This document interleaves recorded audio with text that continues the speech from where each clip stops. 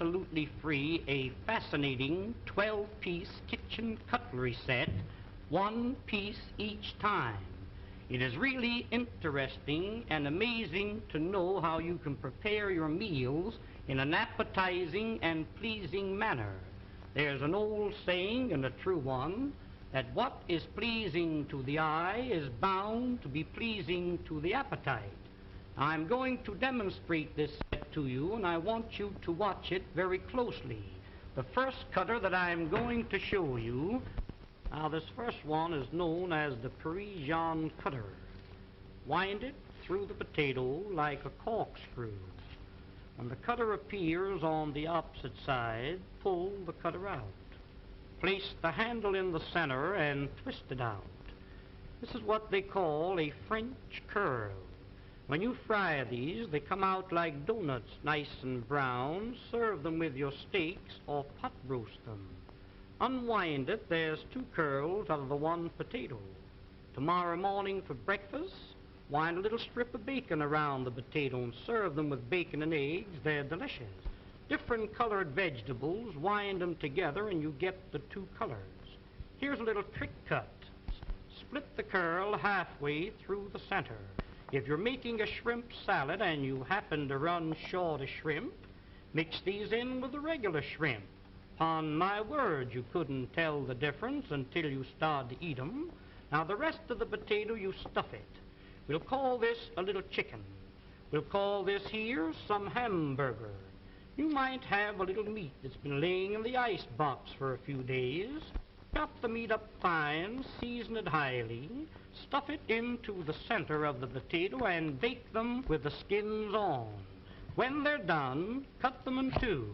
Serve them on the half shell just like that. Serve them in slices when company calls. The more company you have, the thinner you cut the slices. If your mother-in-law calls, give her a beak piece like that. Now the second tool in the set is known as the garnishing knife. Everything you cut with this must come out fancy. Watch this, please. You cut down, you turn the potato, and then you cut through the edge. First one way and then the other. Sweet potatoes cut like this. Drop them into a little batter of pancake flour and fry them. When they're golden brown, sprinkle molasses on them. Serve them with strips of bacon for breakfast. Why, they're delicious. Here's beets, you pickle them, and carrots, you steam or cream them. In making the original French fried potato, cut them in thick slices. Put them one on top of each other. Cross-cut the slices, and you'll never eat a French fry any other way. The potatoes cut like this will not absorb the fat because they're garnished around. Pineapples cut for your pineapple and cheese salad, cut them the same way. Here is one, and this is a dandy. Cuts any thickness or any size. Open it for a thick slice, close to the top for a thin slice. Saratoga chips, you can make them for 3 or 4 pennies a pound. Just pull the blade towards you like this. If you want the slices thicker than this, open the blade, there's a thick slice. Shoestrings for your Friday fish dinner, cut them down like this. Chop them up for your vegetable soup. What this knife is really intended for is for cutting the cabbage. You know the old-fashioned board, how you rip and tear, sometimes nipping the ends off your fingers. Lay it flat and pull it lightly towards you over the cabbage. The weight of the knife across the cabbage is all that's necessary. Why, ladies, when you get slaw cut as fine as this, you'll certainly appreciate eating it. The crowning feature of the set is the cutter that I'm going to show you now. This is known as the Champeen vegetable mincing knife and noodle cutter. Now, when you want to make some real fine noodles at home, you roll the dough out like this. Dip this into a little flour so it doesn't stick to the dough, and as you roll it over the dough, that will cut the noodles in long strips, 10 at a time. Did you ever try to chop up a little nuts for cake? Why, I've seen ladies chop nuts and the nuts land up on the ceiling. Sometimes you chop the ends off your fingers. when you want to chop up a little nuts for cake, cooked meat, clams for chowder, soup greens to throw into your soup, making a little pepper or chicken hash is just a few strokes rolling it up and down. Why, here is without a doubt the meanest thing in the world to cut parsley. Put that in a grinder, you really grind it too fine. This machine, instead of crushing the parsley, cuts it quick, clean, and dry, leaving every bit of the juice and every bit of the flavor. Now, to clean this machine, you press the button. Rinse it out in a little water. When you're through using it, hang it up and let it dry. Here's one here that every lady should have in her home, known as the Parisian scoop. You lay it flat, once to the right, once to the left. When you scoop them out, you'll get a perfect round little ball. You can pot roast these, cut them out of cheese or cut them out of butter. When you're serving a fruit cocktail in the summertime, take your fresh cantaloupe, scoop them out like this, mix them with apples, pears, and watermelons, makes a delicious fruit cocktail served with a little cracked ice like you see here. But here is a tool, ladies, if you ever do get it, you'll thank the day you've seen this demonstration. When you press, it locks. It's like a pair of human hands. Reach in the oven and take the biscuits out of the oven. Ever take the hot potatoes out of the oven and burn yourself on the elbow? A roast chicken out of the oven, a piece of meat out of the pot, spinach, asparagus out of the water. Why, around canning season, when you're preserving the fruits, to take the hot fruit jars out of the water like that, that machine is worth dollars to you. And here's another one that I really know you'll enjoy having in your kitchen, known as the safety grater. No doubt you're familiar with the old-fashioned grater. I've seen ladies take a grater and rip the knuckles off. When you want to grate up potatoes for delicious potato pancakes, this has a smooth, flat edge, impossible to cut yourself.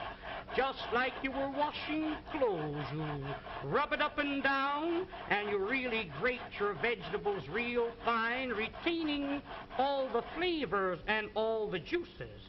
Breadcrumbs for when you're serving veal cutlets or anything like that. You want a little breadcrumbs to fry your fish in? Why, there's the greatest proposition in the world.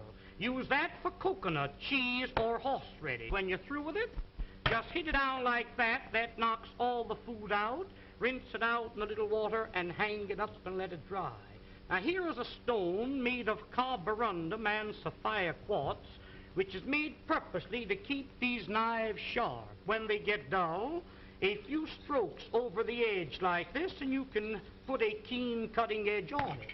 If you have a dull knife or a dull pair of scissors, an old sickle or a scythe, a lawnmower, cleaver, an axe, there's a tool that will really put an edge on the knife so the knife will really cut for you. I just want to give you an idea of how sharp that knife really is when you sharpen it with that stone. Ladies, I've seen some of you try to open up cans. Now, there's a can of Campbell's baked beans. I've seen ladies open up a can and you poke a hole in it, go around the top, hippity-hop, and your finger slips. Let me show you a real proposition. Look, lay it on the can, lift up the safety, and turn the key. That locks itself on the can. No harder than you were winding up your watch. Wind up the key and that'll cut the top off of the can slick and smooth. Notice how the end raises itself up in the air so you can lift the lid off, giving you a clean, smooth edge. Now, that can be used for sardine cans, square cans or round cans, exactly the same way. Now, this tool here, my dear friends, needs no introduction. This will save you on an average of $20 to $30 every year you use it as a peeling knife. Here's a grater for cheese, coconut, or horseradish, a fish scaler for scaling your fish, and when you're coring your apple, it's just a slight twist of the wrist, and there's the apple core. There's one more tool that I want you to see, and I want you to watch this one very closely. Many a times when you're baking a pie, you have a pudding in the oven. I've seen ladies wrap a towel around your hand, and many a times you burn your fingers. Hook this onto the pot like this and lift the hot pots off the top of the stove. You've got a pie pan in the oven? Get your hold of the pie pan like this. Why, you couldn't get it off with a team of horses. This will positively lift 100 pounds. There's a pail of water weighs 50 or 60 pounds. That's the way you pick it up. But there's one more tool. I'll be all through and I'll be finished. Oh, now the next tool and the last one is what they call the Sarah Bernhardt cutter. This was invented by the head chef of the Imperial Hotel in the city of Berlin, Germany. You place the screw into the center of the vegetable. Twist the vegetable until the threads catch a hold, then you wind this up. You keep winding until you utilize the whole potato. The faster you turn, the quicker the slices. Why, ladies, here's a machine for slicing onions. The first onion that you slice with this cutter, you'll bless the day you've got a hold of it. Every slice cut exactly the same thickness. Every slice cut the same size. In making what they call a rosette, pull the vegetable out like this. Pin the ends together with a toothpick. Drop that potato into the hot fat and fry it.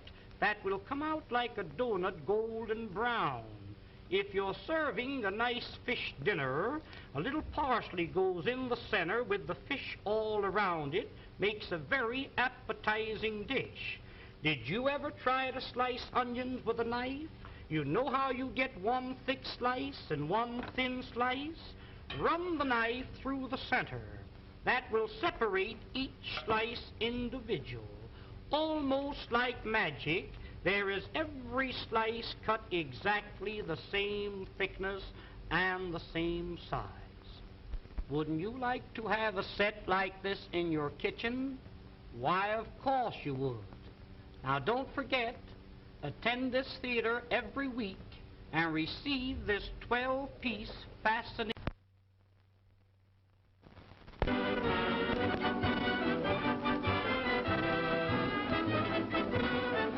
Ladies and gentlemen, the management of this theater takes great pleasure in making this announcement. To each lady attending this theater each week, will receive absolutely free a fascinating 12-piece kitchen cutlery set, one piece each time. It is really interesting and amazing to know how you can prepare your meals in an appetizing and pleasing manner. There's an old saying, and a true one, that what is pleasing to the eye is bound to be pleasing to the appetite. I'm going to demonstrate this set to you, and I want you to watch it very closely. The first cutter that I'm going to show you, now this first one is known as the Parisian cutter. Wind it through the potato like a corkscrew. When the cutter appears on the opposite side... Hello everyone, how we doing this evening? Let me put my earbud in here. I forgot to do that before the start of the stream here.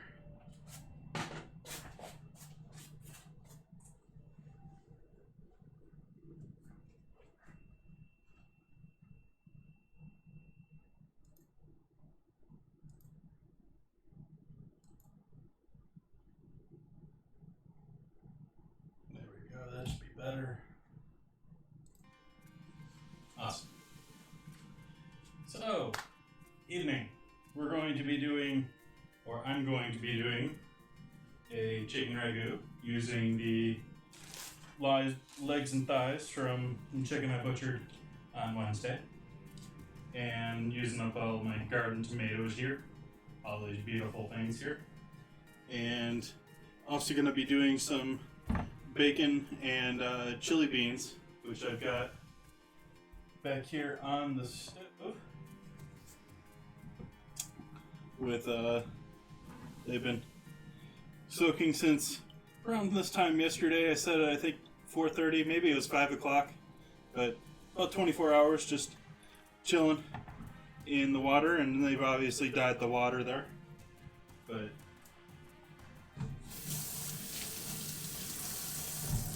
Might have to change up where I'm getting my beans from. I've been getting where I've been buying my bulk beans from. While they taste perfectly fine, they're perfectly good product. So many of them have split or broken skins on them. I just haven't been happy with how many of them are of good quality, even though they're organic beans. And in many cases, I'm using heirloom beans, but these are your standard chili beans. So I'm going to give these a strain to start here.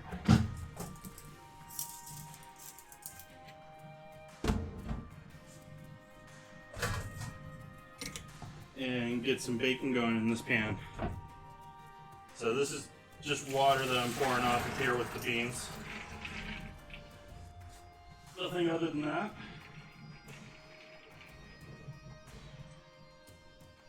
Leave the beans in the sink here to continue to drain out a little bit. Get the pan going here. Oh, come on, you want to light for me, don't you? I just cleaned the stove. My stove never likes to cooperate right after I try, or right after I clean it. One moment, I'll be right back. I'm grabbing a torch here.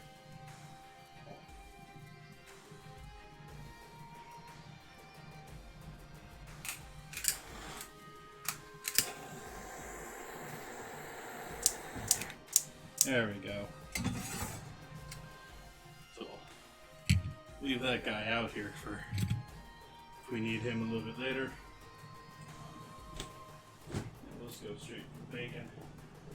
I had that leftover bacon that was too much the other day.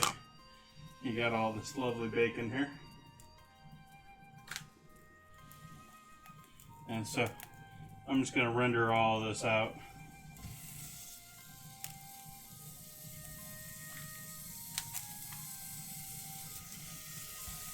And this is again was a package of bacon ends and pieces, so it wasn't sliced by me, it wasn't cut by me. It's all just random chopped ends and pieces, half of which I had used in a previous dish here on the screen.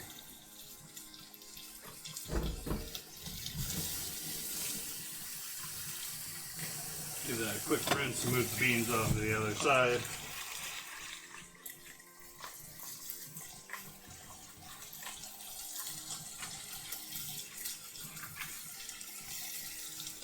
Once you get those all going nice and hot, which they're sort of sounding right now, I will cut it down a bit here and just let them continue to simmer.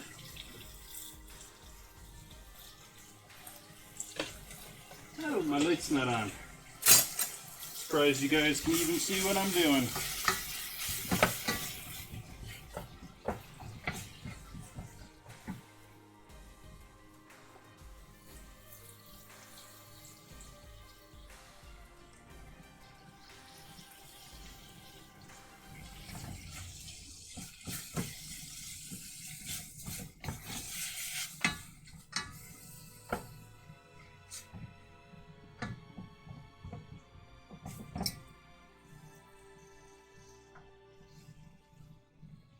We get that at a good temp there now.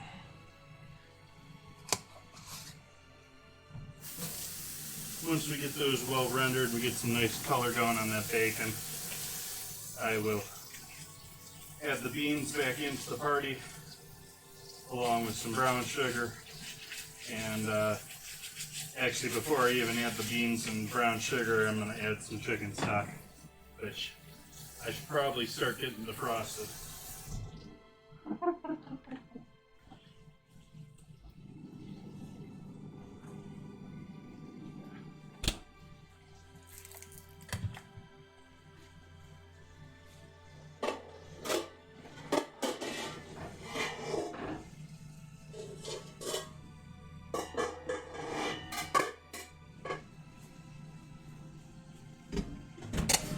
Grabbing a nice big pot here.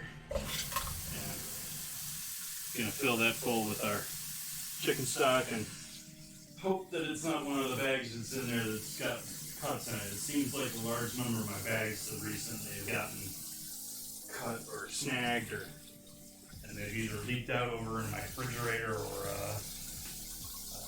I lose half of them on defrosting them.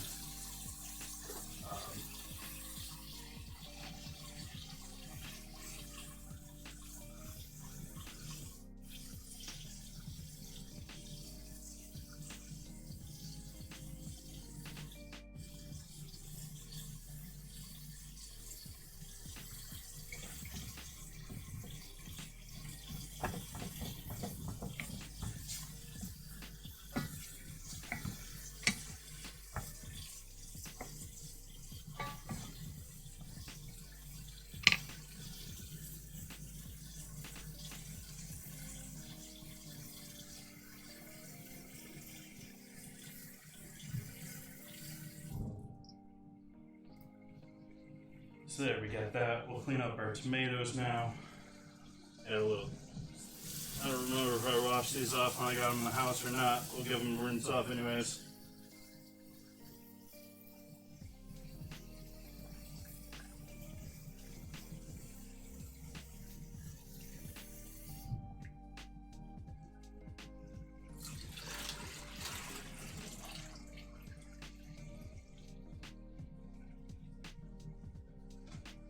Hey, Bendita.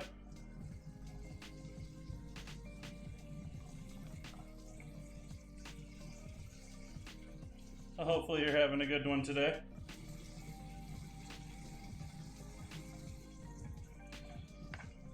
Yeah, I still feel like I missed some people. I mean, I went up and down my followers and subscribers lists and all that, and still feel like I missed people, or I don't know, maybe not as many people are streaming, or I mean, I know some people with the Facebook, but not very many.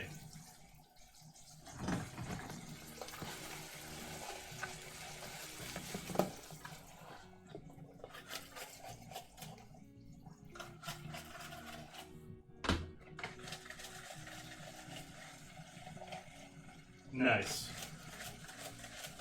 Well, it depends. I mean, restaurant industry Friday is most certainly not Friday for everyone else.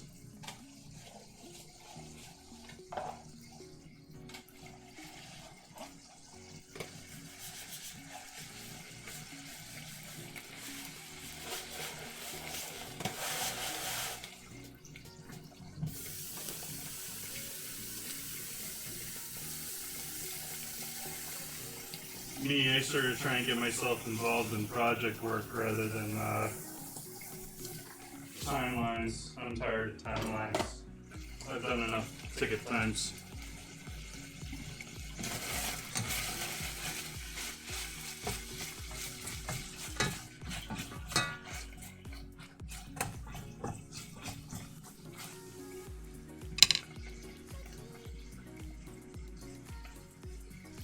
Some of these guys are feeling downright soft. This guy's, for being that red, this guy is riper and softer than he is.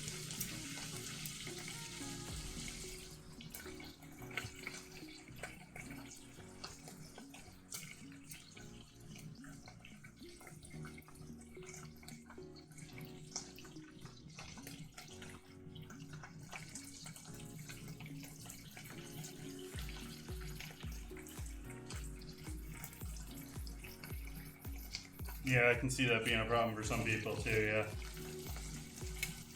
And yeah, some of the streamers haven't, hardly streamed either since then. Even though I fully expect them to do so.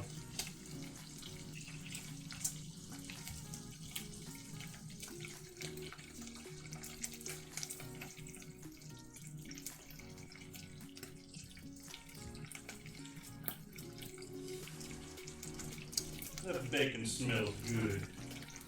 I turn the fan on low here. Yeah. Close the bedroom door, make sure I don't set any smoke alarms off.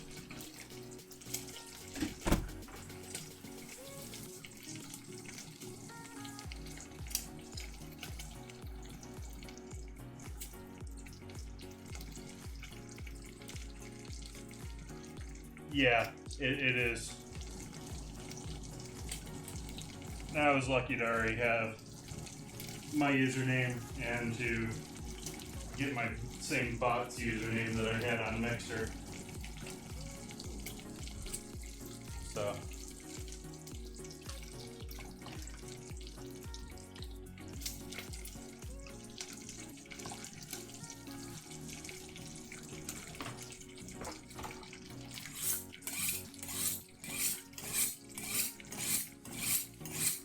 Last 4.5 minutes here to get your pieces on the battle. I have a feeling I undertook a battle much stronger than I should have for the first one of the night.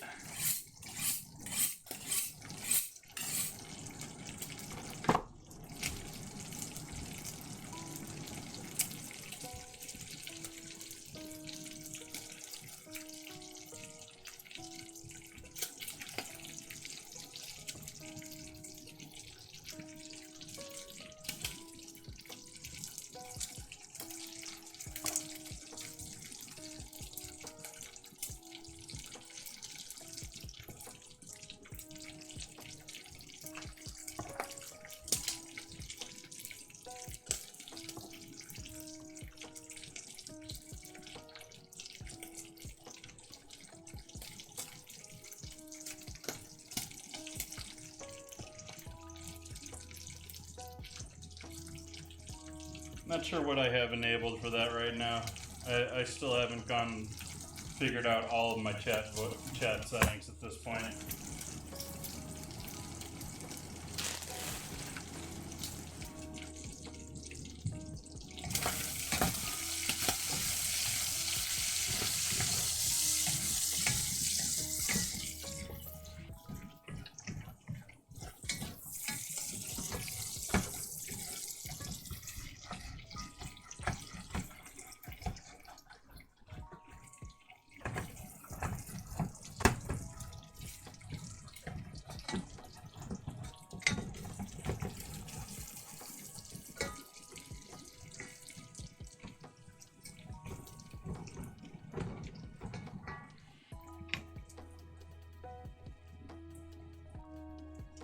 Alright, so tomatoes are set for right now. Need to take the bones out of these legs and thighs here.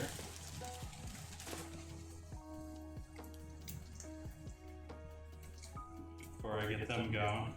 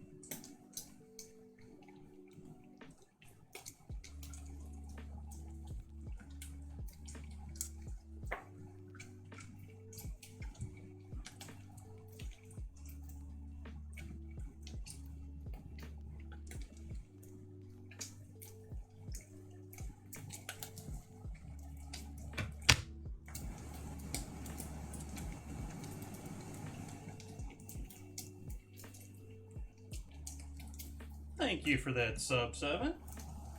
Appreciate that.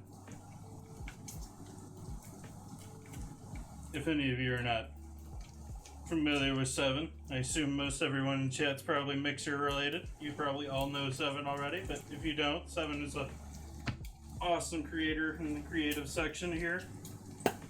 And I assume it's the art section now. And I appreciate your Prime Gaming sub.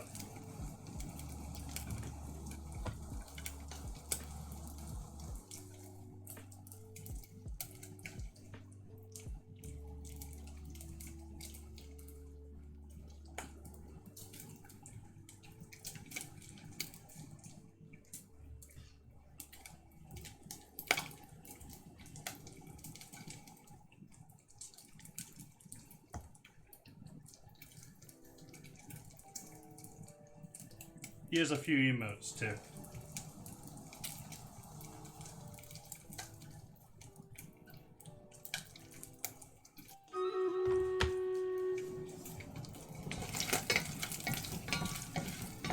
And our battle is ready. Or I have a feeling I'm going to lose very quickly. You turn the heat off on that. And let's see what we've got here. Yeah, looks like it's just me here. So let's watch me die quickly.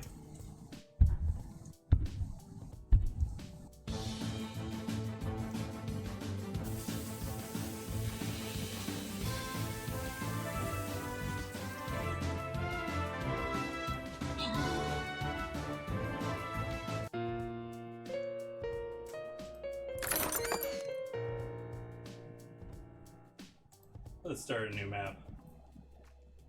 Yeah, I was continuing on from the last one. That was a bad plan, because that was after I had everyone built up after streaming for a while. I'll take all the gold, though.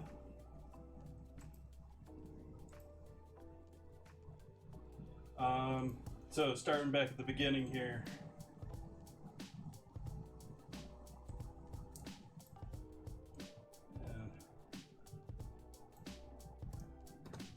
There we go.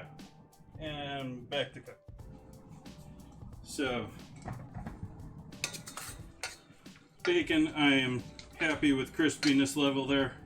I'm going to pull that off.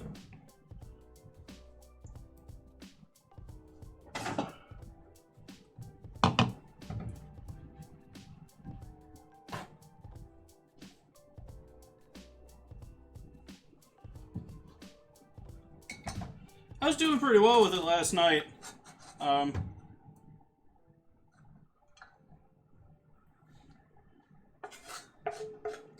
Or I say last night, and I mean Wednesday.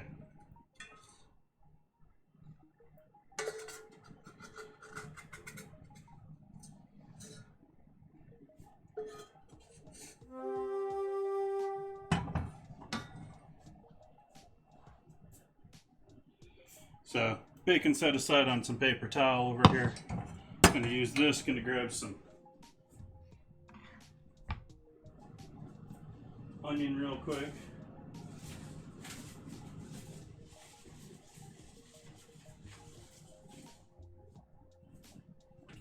That wasn't very quick, but I'll pull up this guy.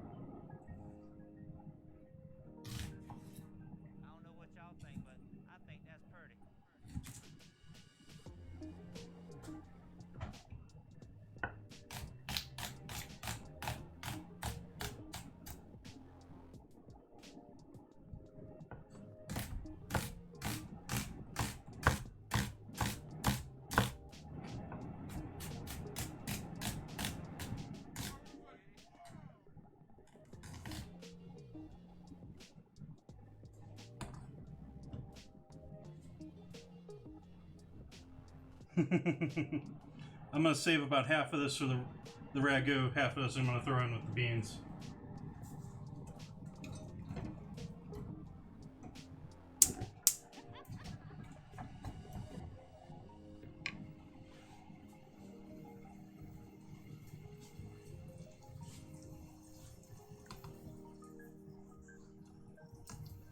go back to cleaning our chicken wing or chicken leg.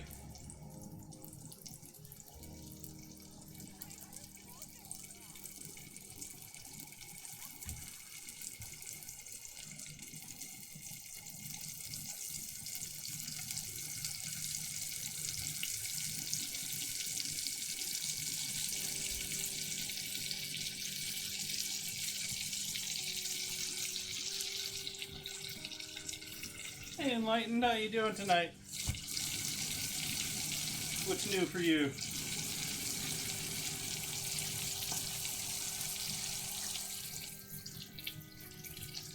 Got some silver skin there, which is just sort of tough connective tissue, and a little bit of bone there, so I'm pulling that out. That looks like a bone. Oh, he's okay with that. That's okay. So we'll live with that.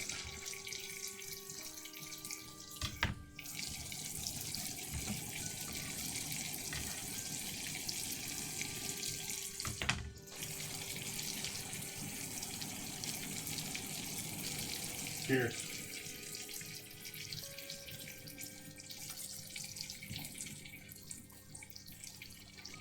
I haven't gotten around to the wine. The wine's a little bit later. Got a cheapo Cab Sauv. The label's Naughty Vines, but it's done by Rodney Strong, which is a pretty good label. So I assume this is and they at least put their name on the back of it. I mean, these days half the time they hide even that, but so we'll see. Could be a cheapo wine, could be a nasty wine they're just trying to sell off.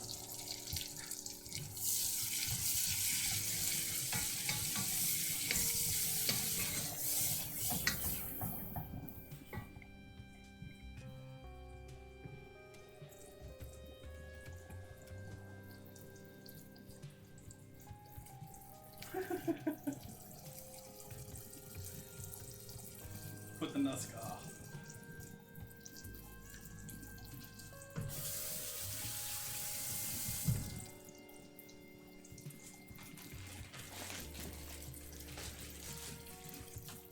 So, other chicken leg here while my hands are still contaminated.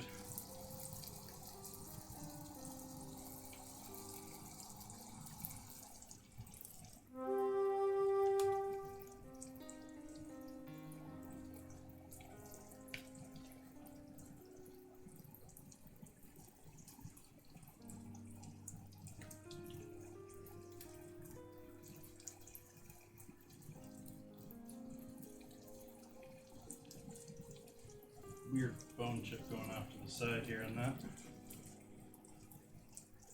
I mean, I don't know who butchered this.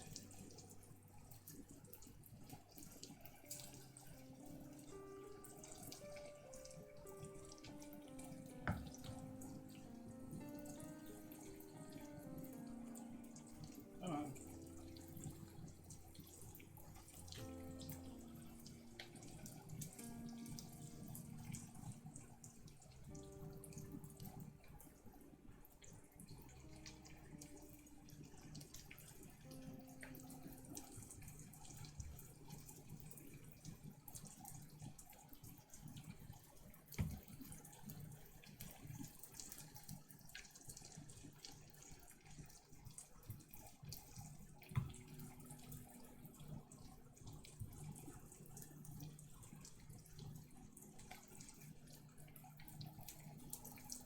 Yeah, it's a very well-known dish. Don't ask me what it is because I have the world's worst memory, but I know of the dish.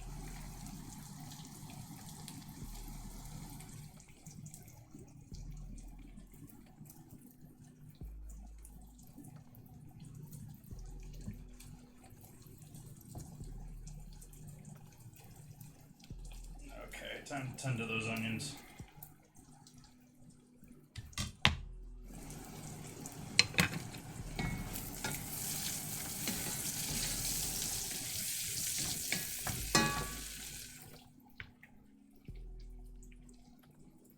Turn the heat way down on those. finish up this.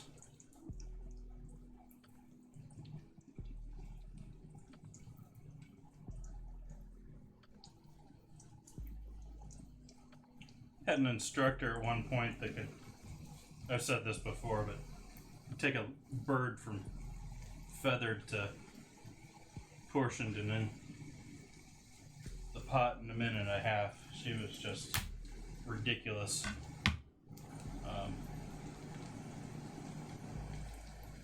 Come here, skin.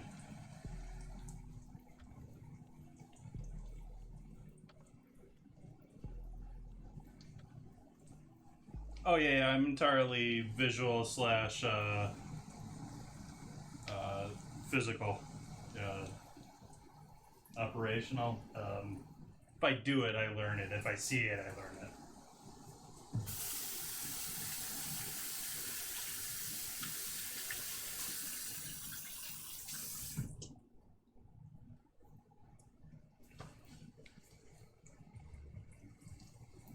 On butchering chickens, I'm sure they do.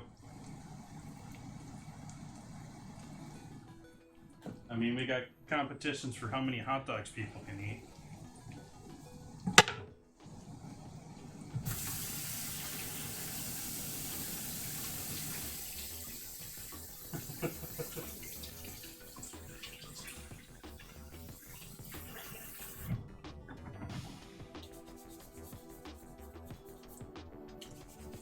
They're even starting to have food competitions here on Twitch. I mean, it's totally not my thing.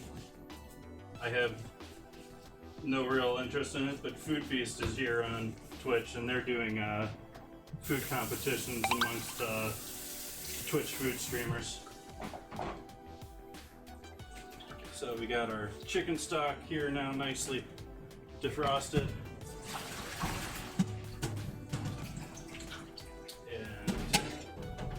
Beans.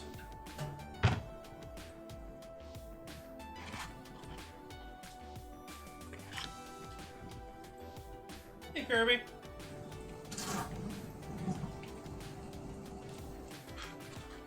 Back from walking the dog. You seemed to have a pretty good stream earlier tonight. Surprised you're still awake. It's after midnight there now, too. And I'm going to add a whole bunch of liquid into this oil. You should be careful adding liquid into oil, but I know I'm adding enough that I'm not worried about it, but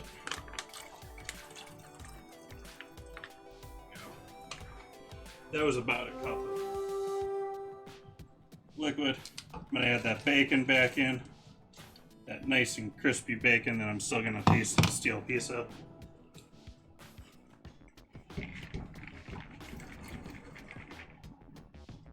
And our chili beans.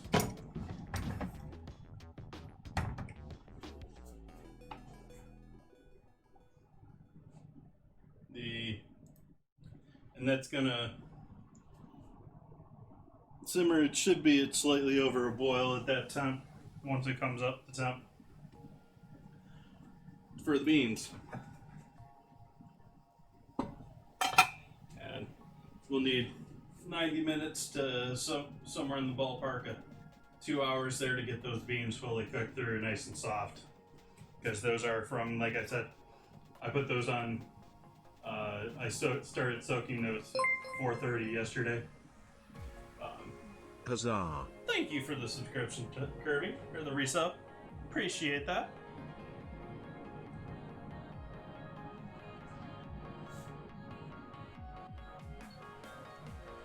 And welcome, Entropy. I saw you there putting places on the board. Putting players on the board, rather. We'll get started on our Ragu after this. Ragu. And why don't we do this in large cast iron?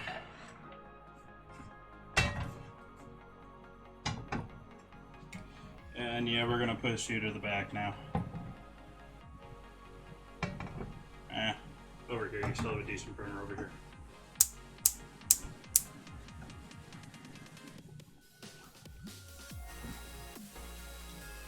that. Carrot.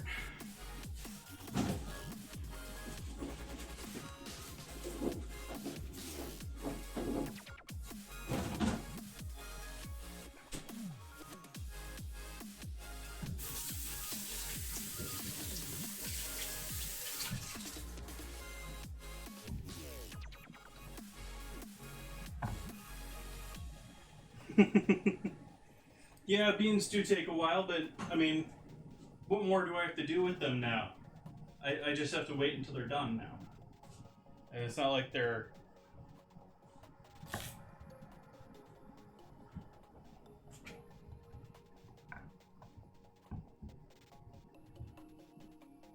I mean, I know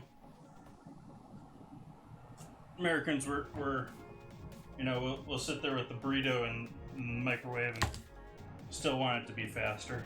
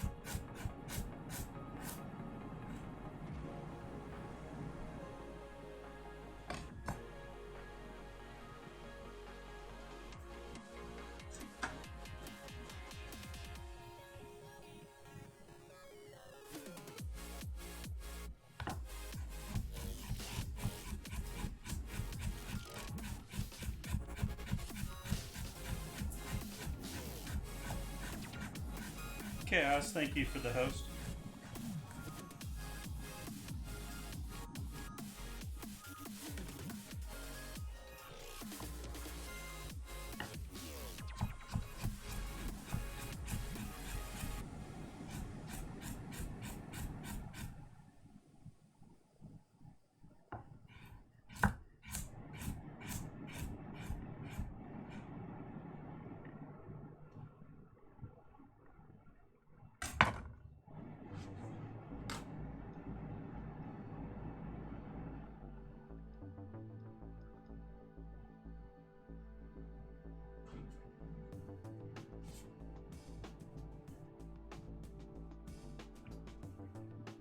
And I've used a pressure cooker. I have a pressure cooker right down here.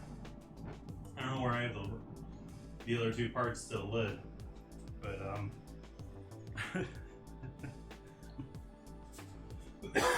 rather the lid and the safety little cap thingy.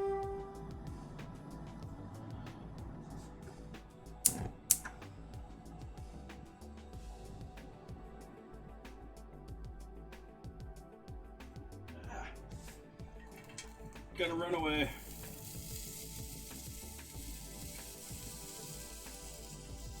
Not gonna bother with oil here with the cast iron to start the ragu.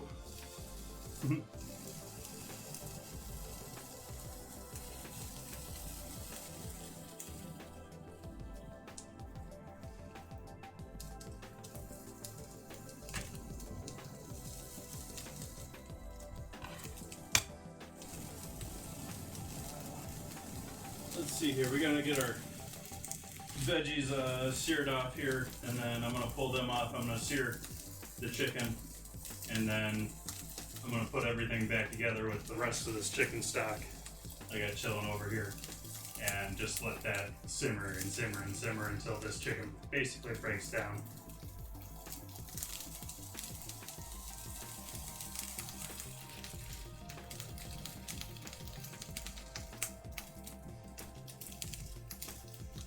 Well, that's sort of part of the reason that I stream my cooking. It gets me locked into a schedule. I have a routine. I have planned upcoming dates, even though I need to do the next week here. And it helps me out greatly.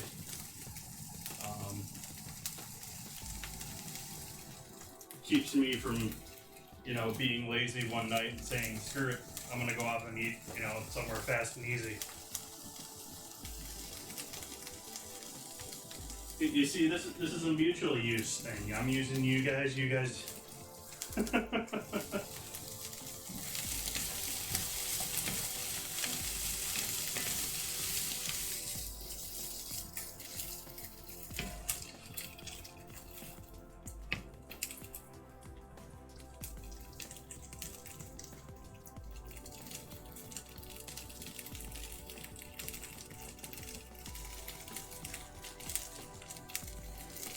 How's it going, Garga?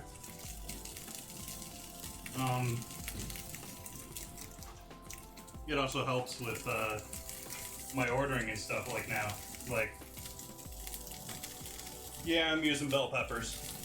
I wish I could have found some nice, beautiful corn de toros, but such I was not of good luck.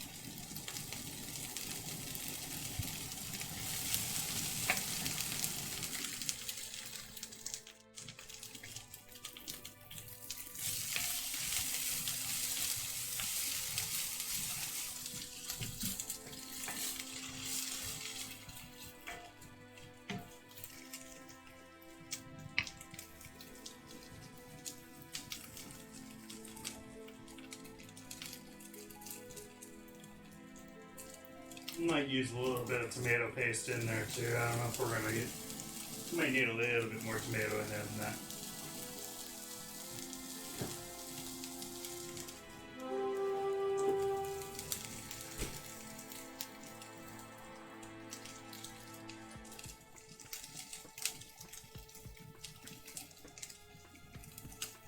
Cool. Squeeze out a little bit more out of our tomato paste tube.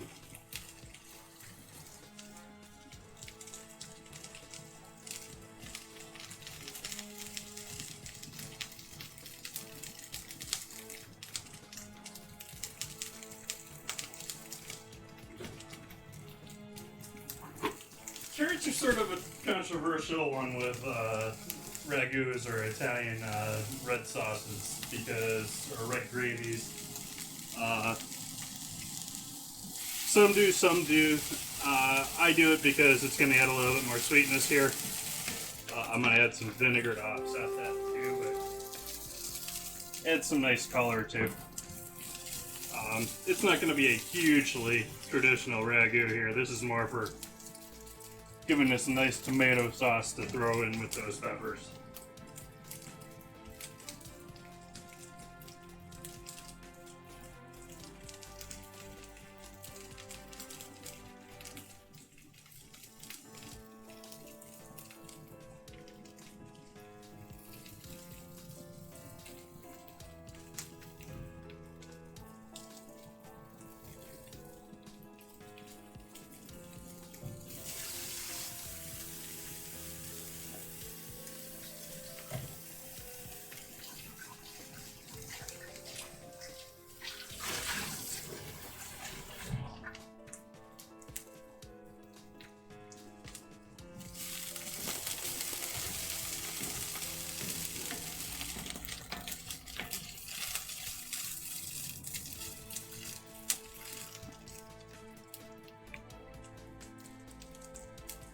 I'm gonna use the same bowl I used the bacon for. A little bacon with that ain't gonna hurt.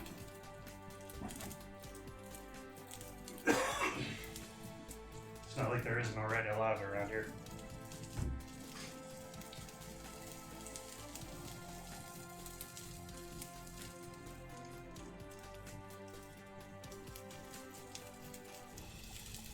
Yeah, and there's actually a fair number of recipes that'll have you throw in a carrot, cook the carrot with it, and then pull a whole carrot back out, sort of like a herb pack, which the French name was quickly forgotten to me. Bouquet garni.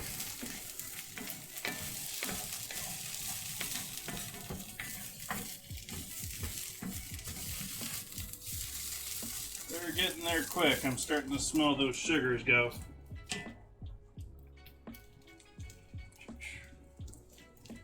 And now I get to figure out what I do with all my towels. There we go.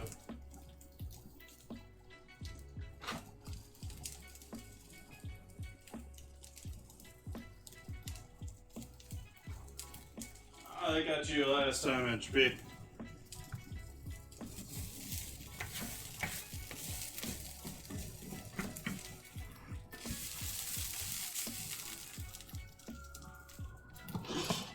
Pulled most of the moisture out of here. We're starting to get some color on these. I think it's time to switch over to cooking our chicken.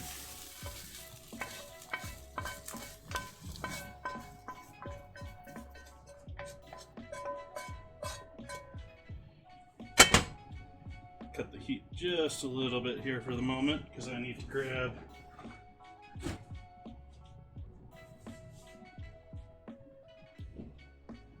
where did I put it? I didn't throw it over.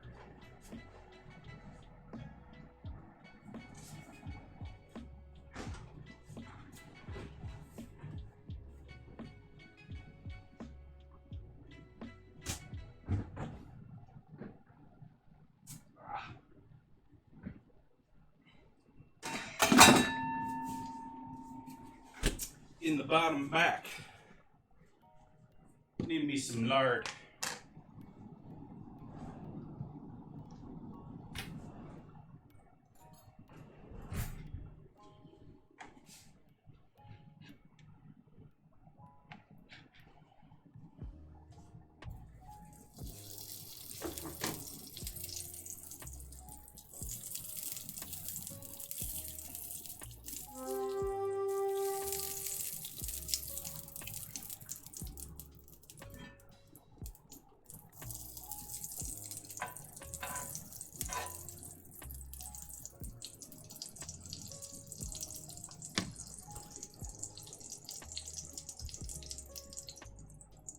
Blue box manteca.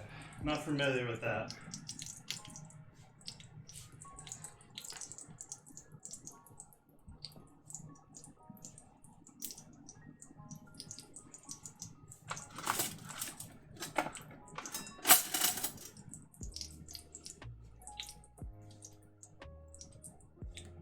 Skin side down, even though I didn't properly dry the skin side or season it before. We'll throw some salt on there now. And true lazy line cook fashion, 10 to 30 seconds after we should have done so in the first place.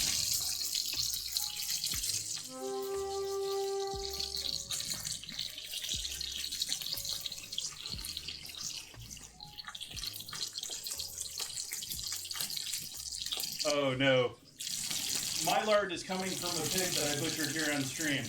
My longer time or mixer followers will know that I butchered essentially a whole pig, minus the head and offal. And still have a fair amount of it to break down here in the future on stream. So I have like a gallon of lard from that pig already. And there's still a lot of fat left on the pieces that are in the freezer right now. I still have another whole ham that I'm going to break down actually not too long in the future here because I want to get that broken down. I want to make more jerky with it actually. I'm not going to do like a traditional ham with it. I'm going to break it down into a shank, a bunch of jerky. I don't think I'm even going to do another roast like I did last time. But I'll save the bone like I did on the last one here.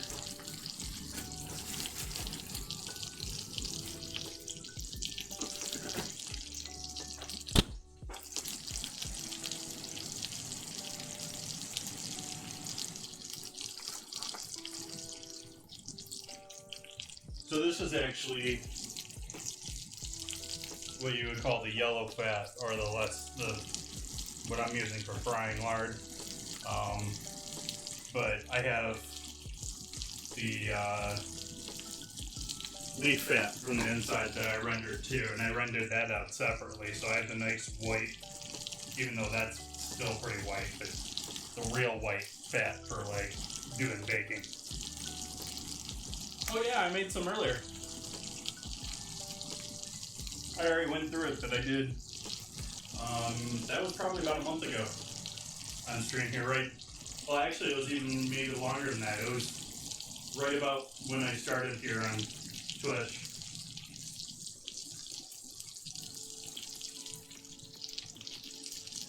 After mixer.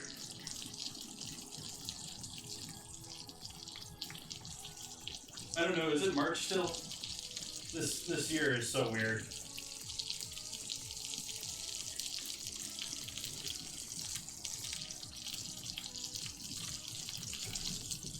Those beans are nicely bubbling there, but they're going a bit hotter than I want, because even though half the skins are probably done for, they are definitely going to separate like that.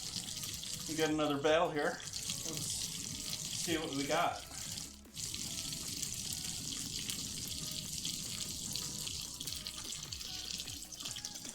HP and Kirby joining in the battle.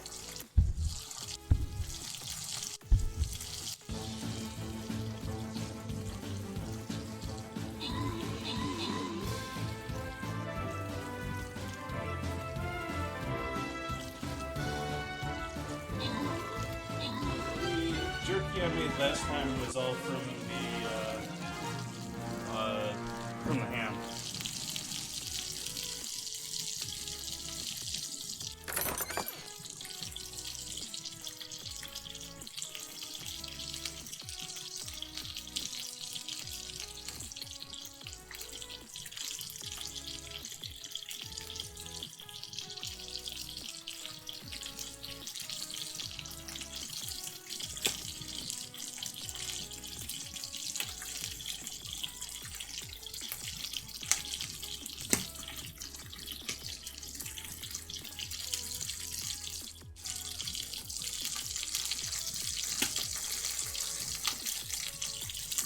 Hey Midget, how you doing this evening? Still think that's a cute emote.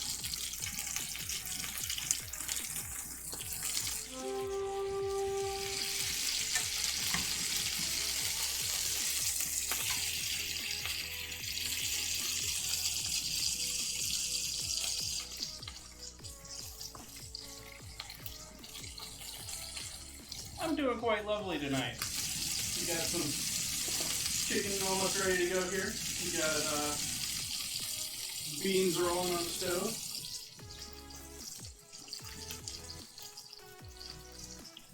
Gonna stuff this ragu that I'm working on into some peppers a bit later on this evening.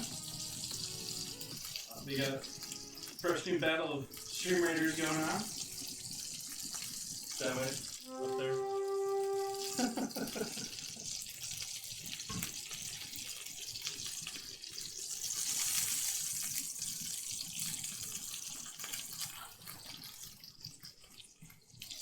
Thank you, Midget.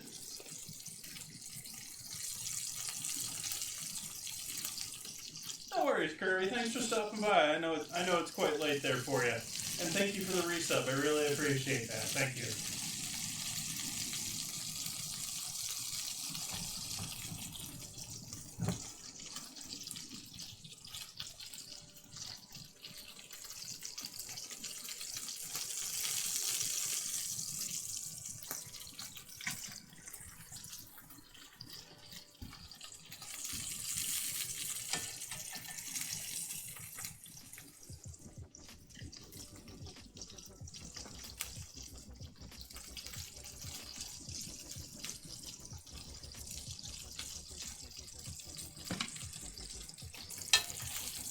Pull the chicken off again.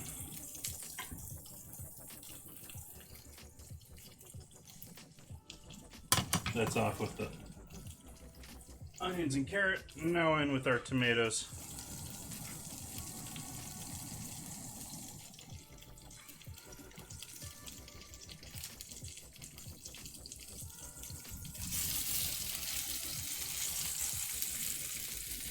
Not a whole lot.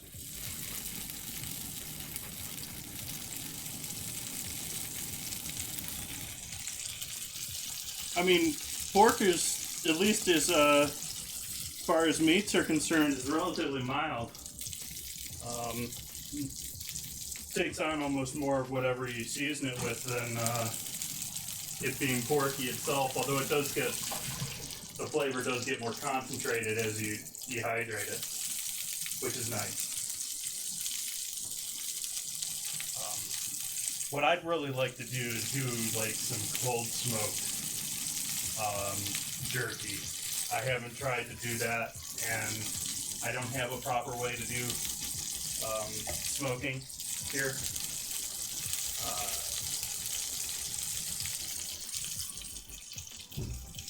I was actually thinking about that the other day. I need to come up with a solution for that, for small scale smoking of foods here. I don't have like the fancy glass cloche, and essentially battery powered bong that puts smoke underneath it.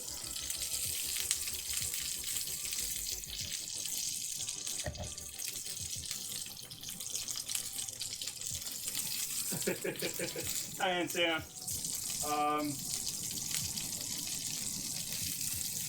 No, it's not difficult as well. There's several ways to do it, and the way I'm talking is sort of the way they do it a lot more in fine dining these days. I have a less proper, more old school southern barbecue idea for smoking too, but not at this house.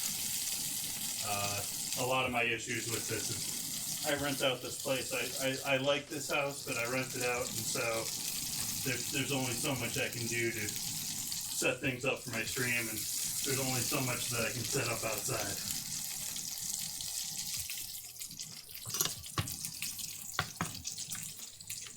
But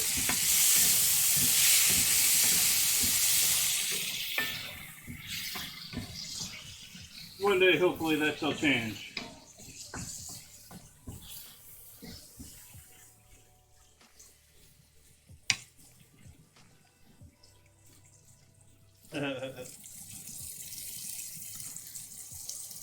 So let's see what we got for vino here tonight.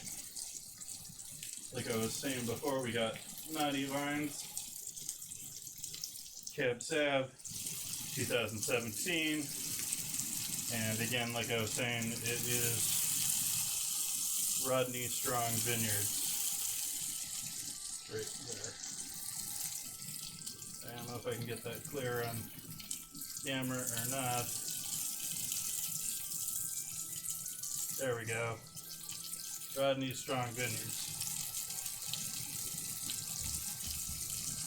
Now that I've given that a good shake here, let's obviously the way you treat a fine wine.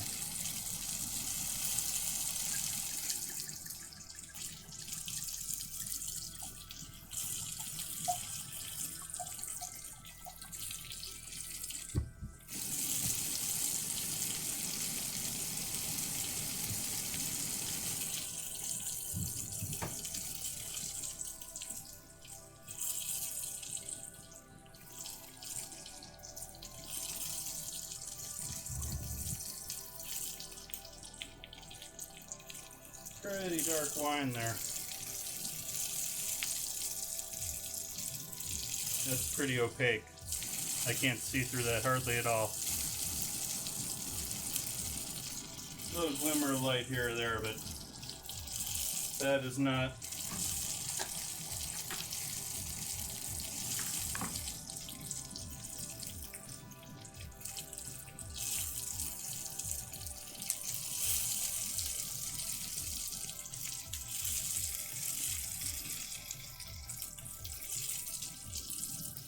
That's tasty.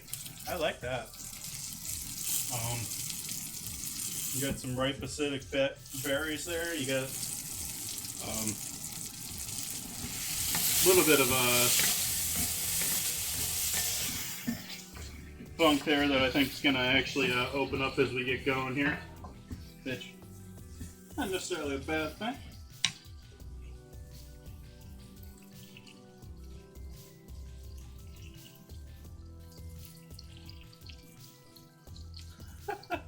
Indeed.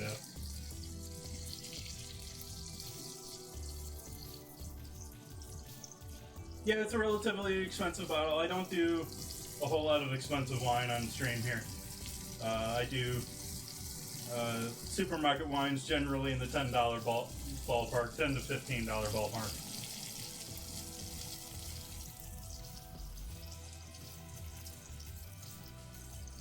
I don't recall what I paid for this one, but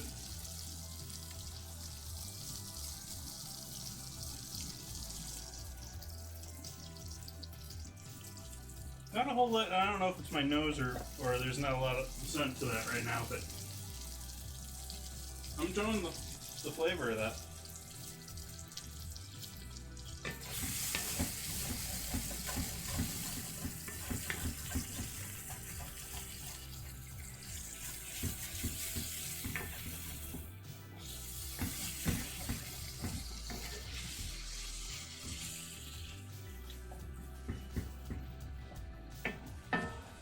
So we got that.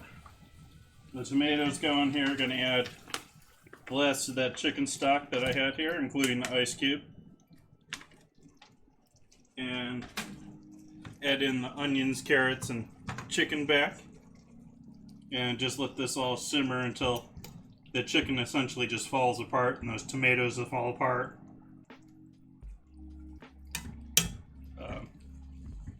It's going to be a chunky sauce because it's what's left of what we put in the pan, not because we didn't puree it properly.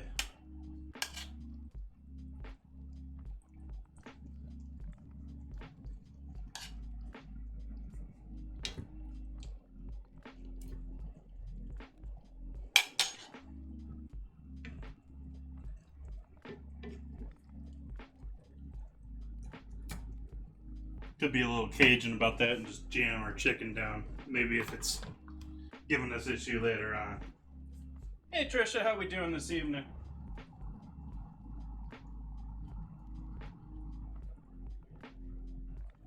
Well, it's been, I keep procrastinating to be honest at this point, but I've been meaning to get another gallon of mead going. I've done 1 gallon of mead so far on stream, which is a mead wine, or a honey wine, or a honey and fruit wine in this case, because it was a strawberry mellow.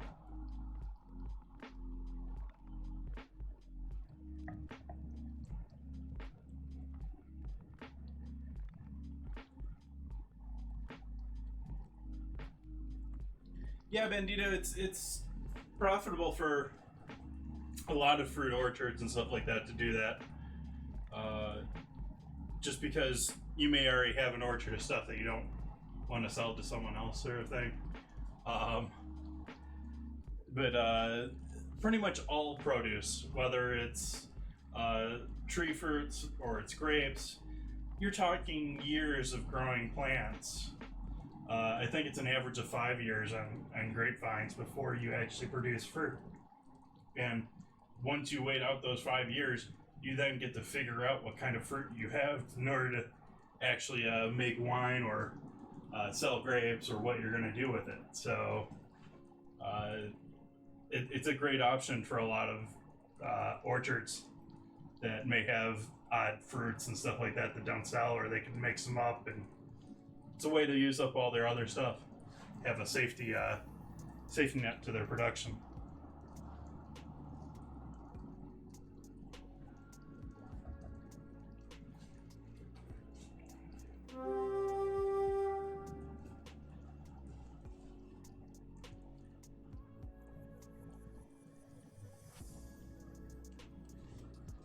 Let's see, am I forgetting anything with tonight? What all was in tonight's plans?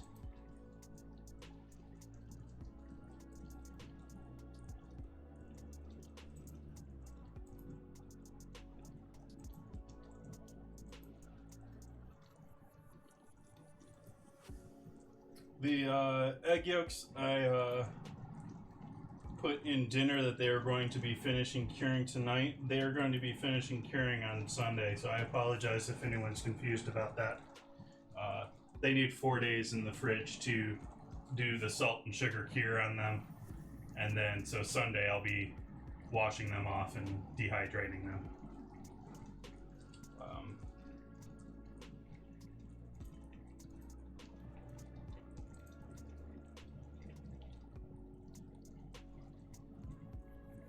Nope, it looks like we're just chilling out now, waiting for our beans to go here. What have we got going with our battle here?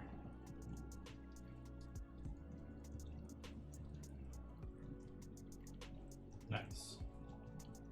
Nice.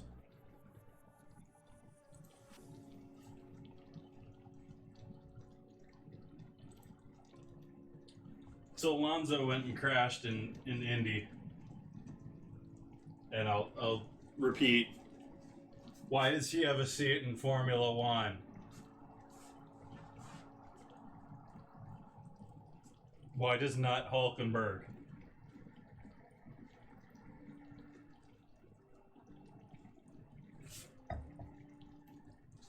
Thank you, Neil Roms. Welcome. How you doing this evening? Were you here earlier, or did I not have a auto shout out for you?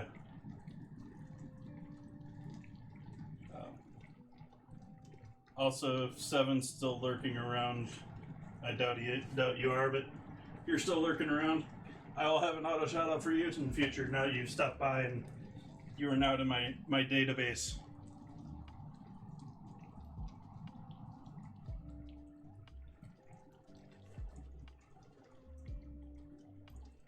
That's an honorable reason to have to go and run out, Bandito. I appreciate that.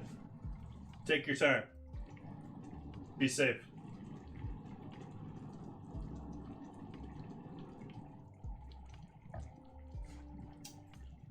Doing pretty good. We're hanging out. Actually, I'm going to throw these bones in here for a little extra flavor, too. I'm not going to save them for stock separate.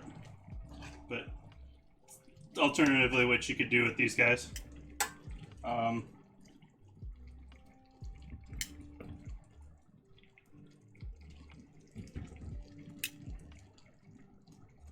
This also increases my likelihood that I'll have a couple extra bone chips in here, because the bone chips that were left on the bones are going to probably break off into the sauce there. So I'm willing to take that risk. That's up to you guys.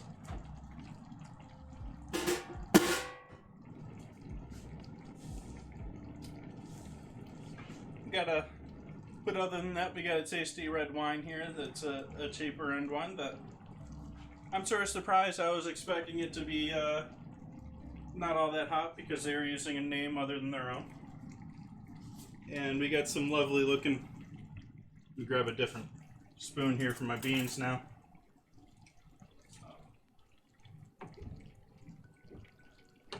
Give them a good stir up here. Not very red anymore, but we got some chili beans with bacon and onions. These are going to need a little brown sugar and a little vinegar.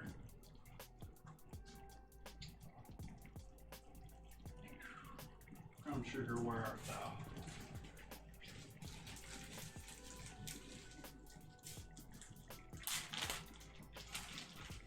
Nice. All sorts of southern food hearing about here lately. Is that twice I've heard about gumbo, or is it something else? Jambalaya was what I heard earlier.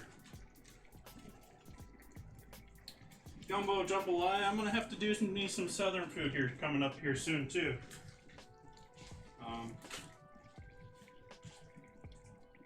I don't know. I sort of probably have to figure that's more of a wintertime thing because I have so much great produce here available to me right now.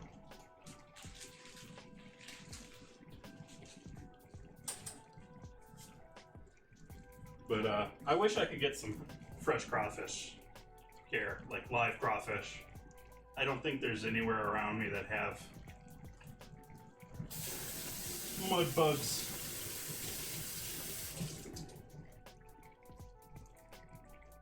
Thank you, Neil.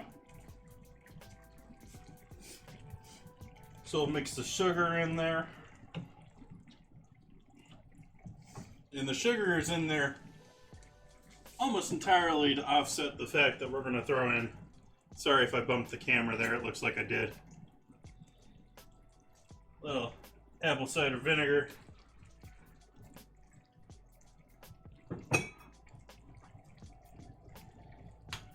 Little hot sauce of your choice.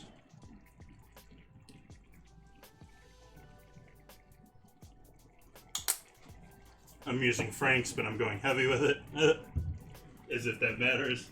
I'm going to use a fair amount of black pepper in here.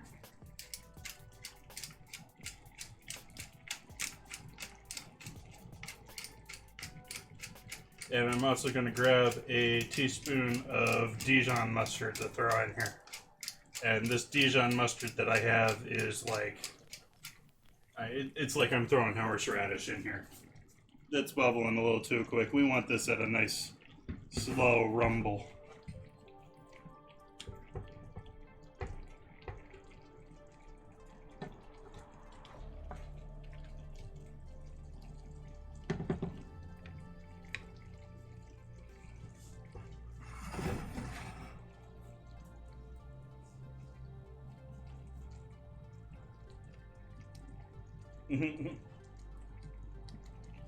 Yep.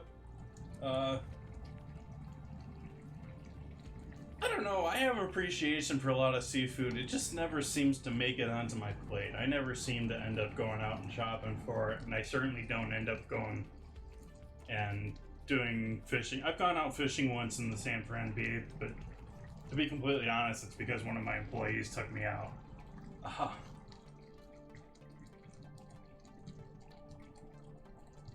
Former employees.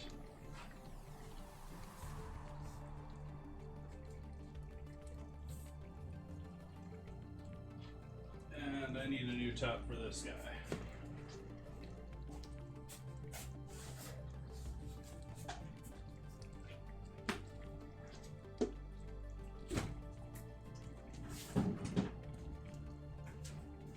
That was a good time though. I caught a bunch of rock cod and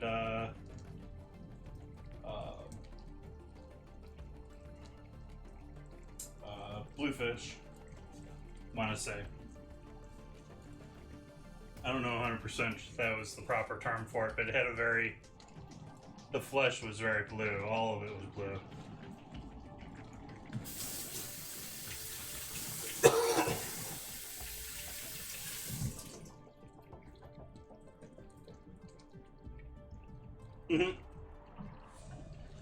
Flounder's some nice fish. I mean, it's one of your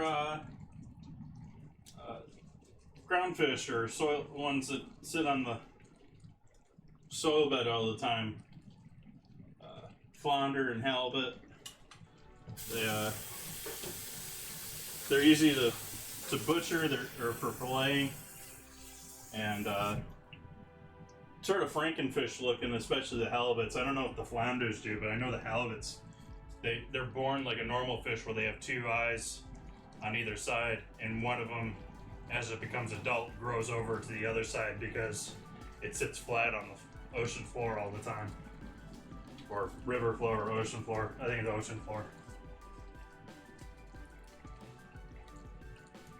But because they sit flat on the ocean floor the majority of their life, they're not very active fish, and so they have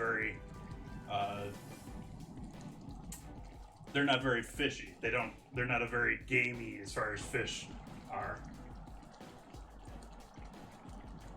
They're very mild white fish as far as fish go.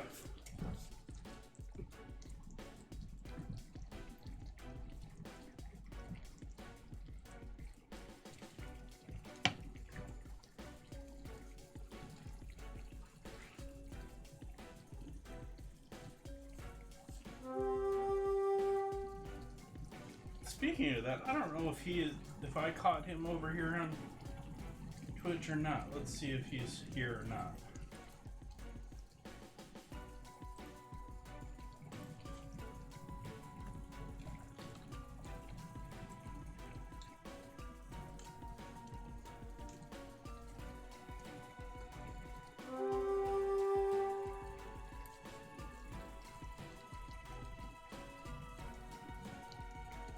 Speaking of finding everyone we knew back on Mixer, yeah, I don't know if Chef Callisto made their way over here to Twitch or not, but people curious about fish, I was going to recommend they go talk to him because I believe he is actually a fishmonger by trade, which I know a little bit about fish, but I am not a fishmonger.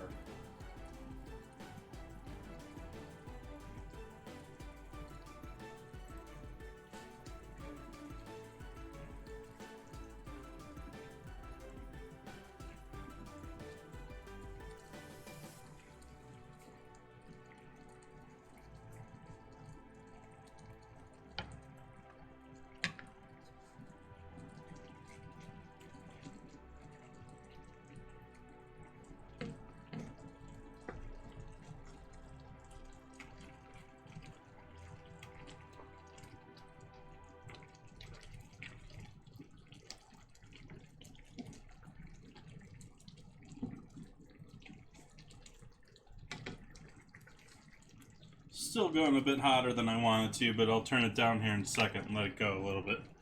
Just so that it doesn't take forever tonight.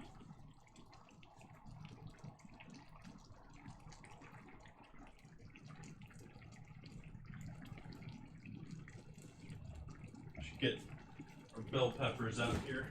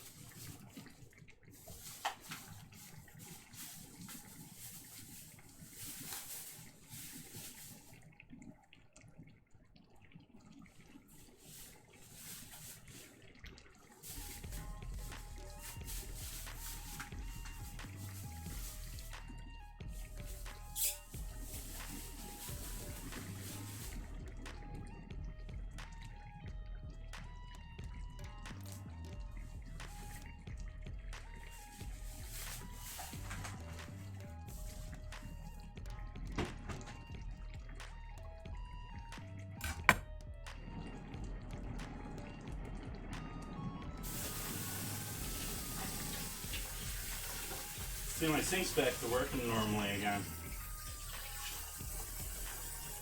That was so annoying having stuck on my hose. I discovered it was because the mechanism in the actual sprayer died, and so I had to replace the sprayer, but all is well once again.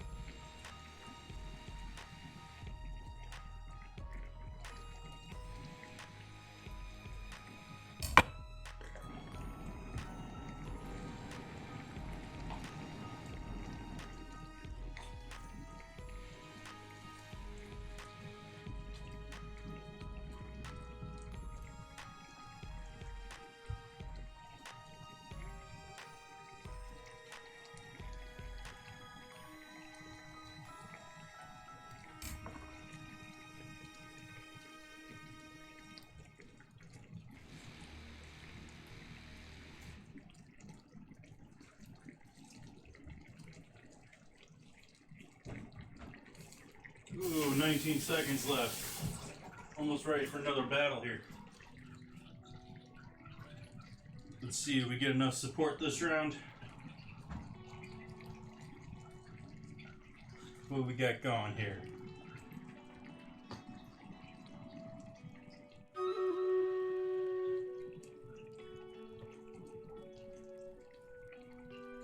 We got one more player here with a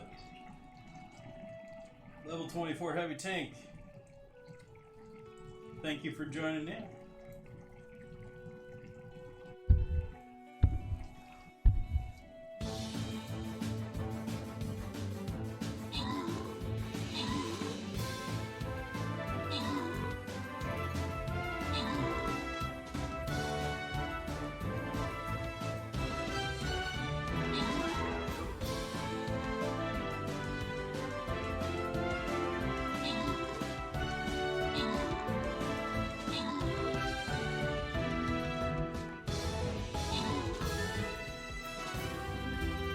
Heavy lifting here.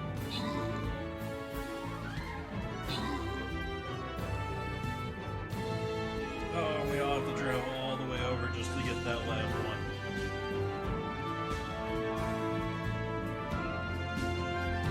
Yes, I think that's all that's left.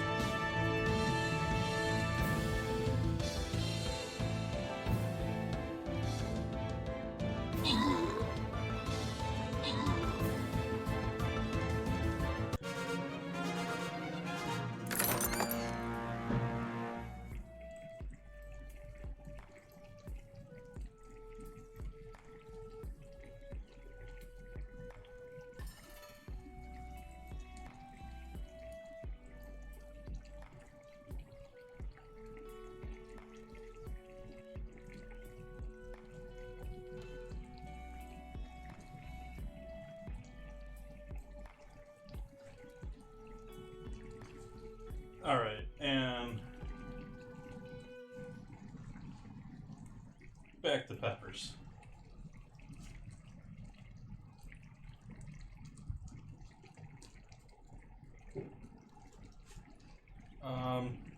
I'm good with that for right now. Let's see what we got going over here still right now.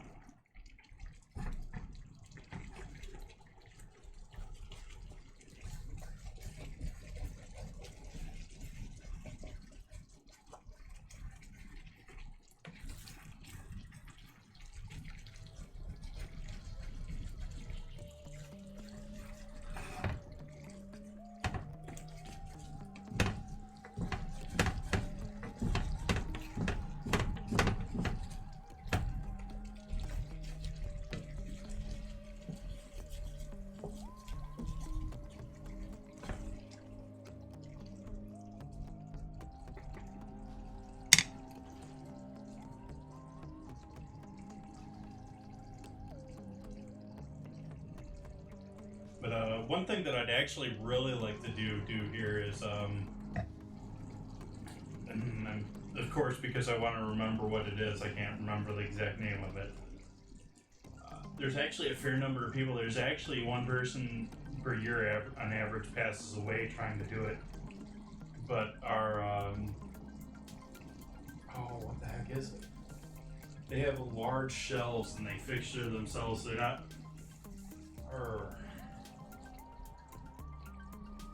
Okay, now I have to go and look this up.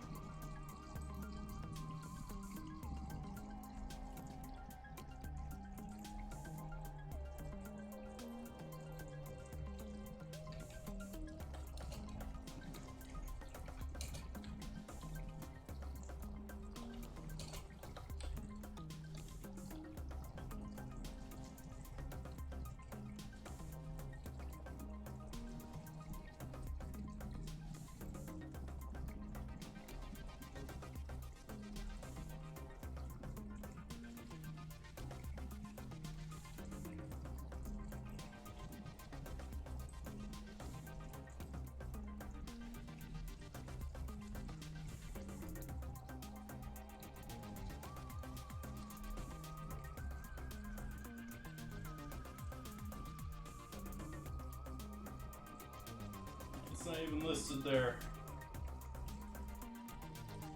I can't remember the name of it, but it's a shell, large, like hand size or larger shell, that fix itself to rocks, and people, because it's typically in rough waters and places where there's undertows and stuff like that, a lot of people pass away trying to pick them up, because they have to be a certain size before you can do anything with them anyways legally.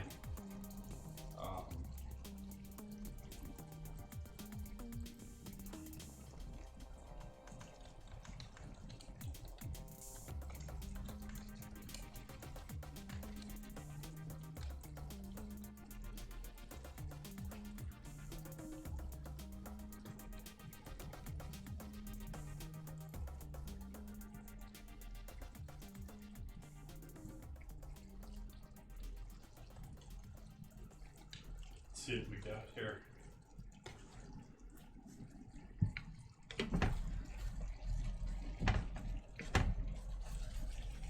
This needs a bit more liquid here, so I'm going to actually debating whether I want to add water or wine. I do think I want to add a little bit of apple cider vinegar, just because that's going to break down into some nice umami flavors with the simmering and cooking here.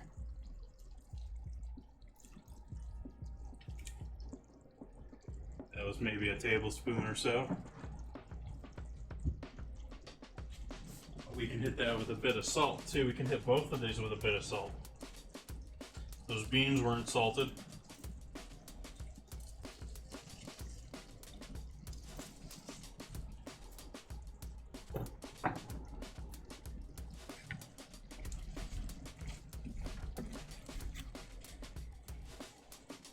I got myself.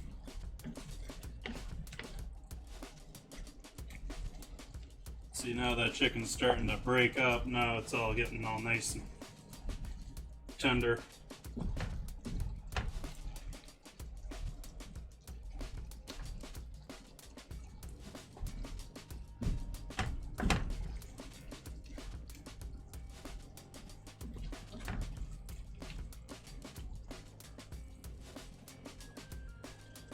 I'm gonna add a little red wine to the party here. We'll do a little more than that.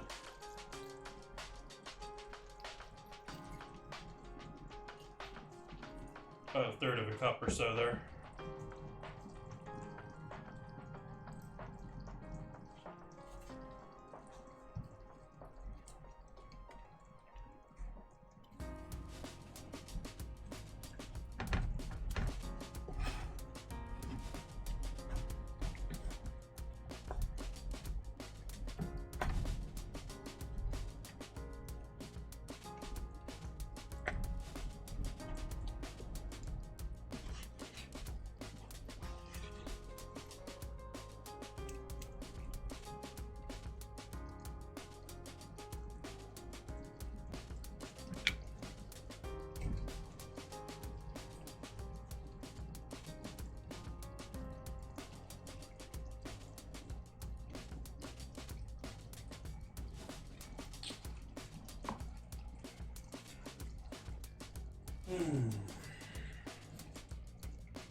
Evening, starting to cool down hopefully here.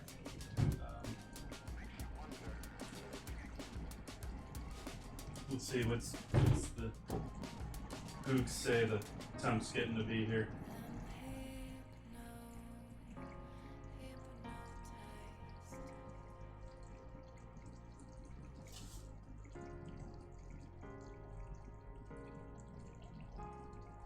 Yeah, I don't think it's that anymore. Really? Still feeling that way? 38 Celsius?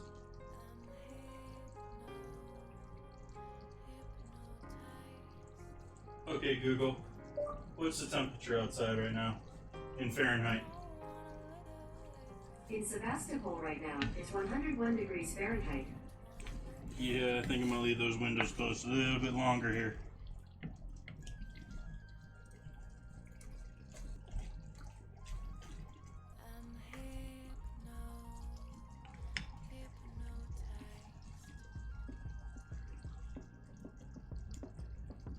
Yeah, it's not looking too shabby there.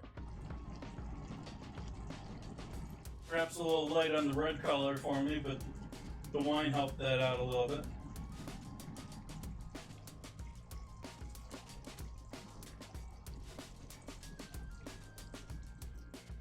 Our beans are still looking pretty good over here.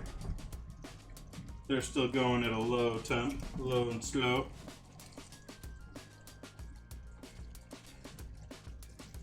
And they smell delicious. Bacon.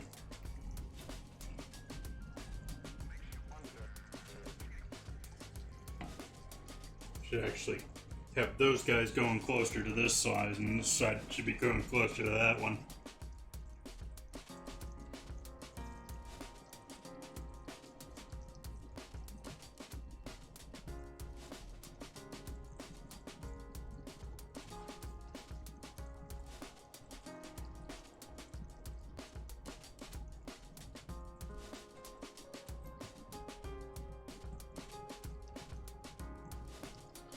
Abalone. Red abalone. The large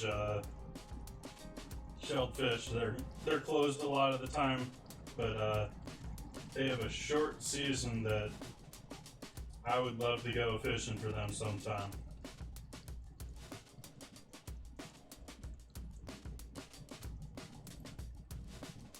Or it's not really fishing, it's more like go and hunt them down on the coast and chuck them off with a knife, peel them off the rock with a knife. But I've had their meat fresh. I've had another chef friend of mine that was living in Napa a couple of years ago. Doesn't live around here anymore, unfortunately, but he had a friend with fresh ones in his kitchen, and so I got to try some raw, fresh, harvested that day, and it was delicious. But haven't had any fresh of my own, and I'd love to go and get some of my own someday.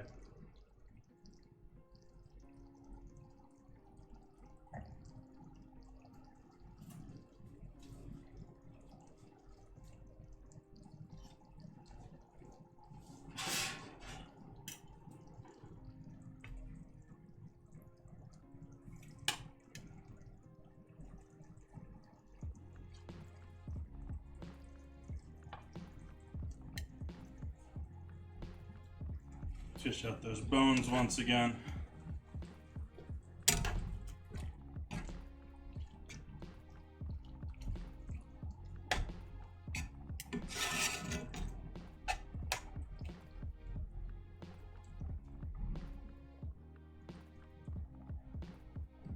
I didn't add my mustard into this. I'd add my Dijon into that.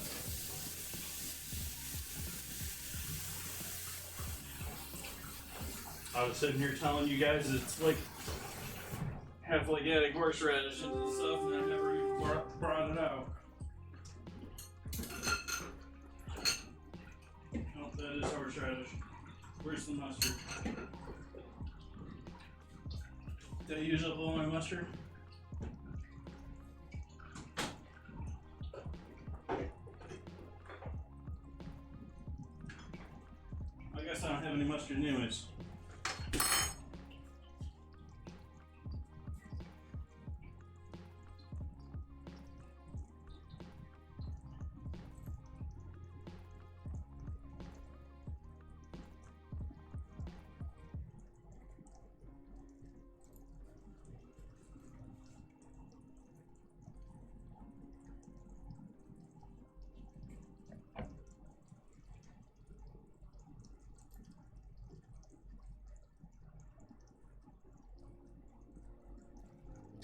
Entropy, if you're listening in, you can put characters in the very center, I think, in the purple zone too, and they will act as defensive characters.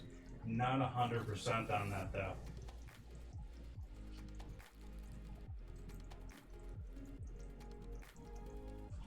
Hey, Mrs. Tox.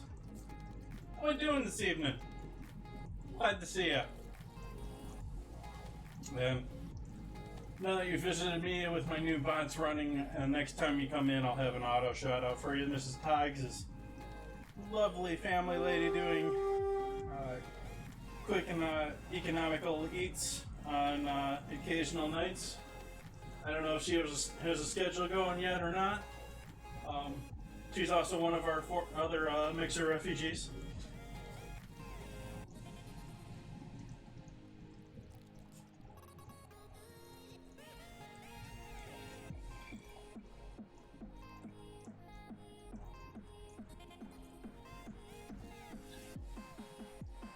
How's the Togs family doing?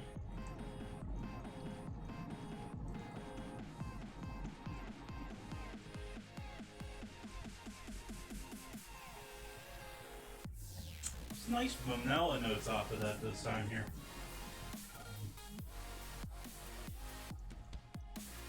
Yeah, I get the impression that you're handling kids' work and school at once here. I don't know 100% the whole story, but that is my suspicion.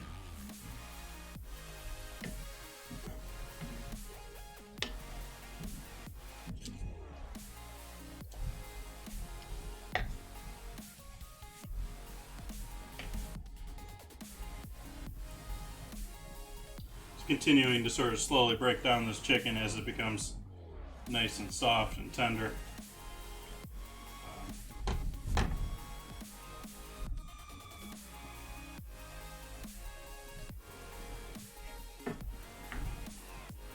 With everything obviously small enough that's going to fit in these peppers. Once I decide we've gotten enough stewing going here, and it's more, at this point I'm procrastinating turning the oven on because it's just hot.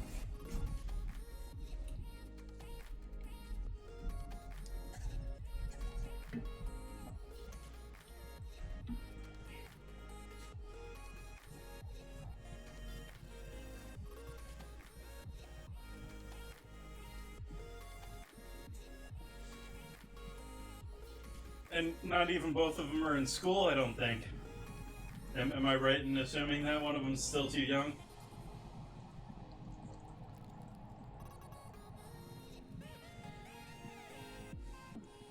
Actually, that might make it a little bit easier to streamline things, but probably doesn't seem that way.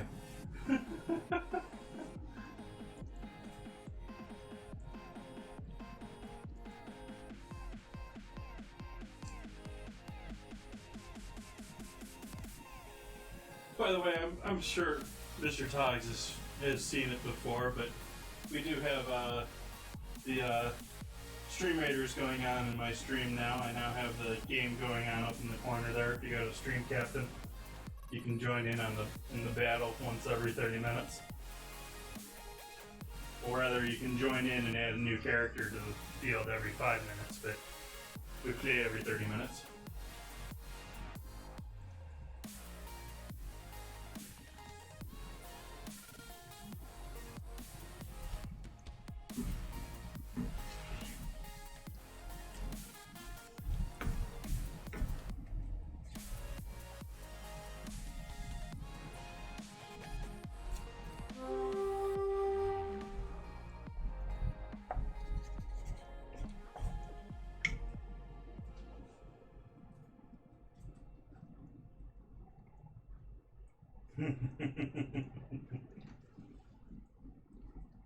So yeah, maybe it would actually be a little bit easier on you if they were both doing the same right now, but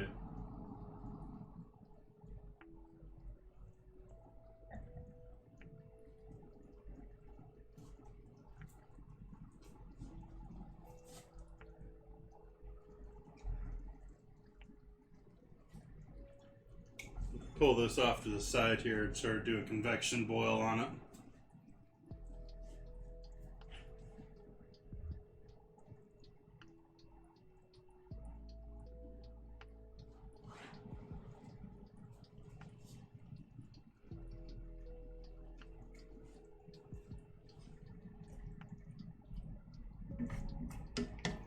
Alright, I think I'm going to start this oven now.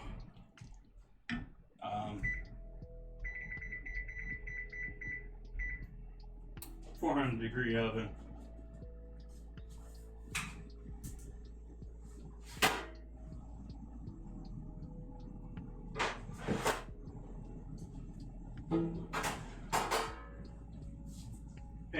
parchment, pan with parchment, and yeah, maybe we'll put these in a. Let's see if these guys will fit in my. I don't think they will, but we can try. Yeah, they're not going to fit in there.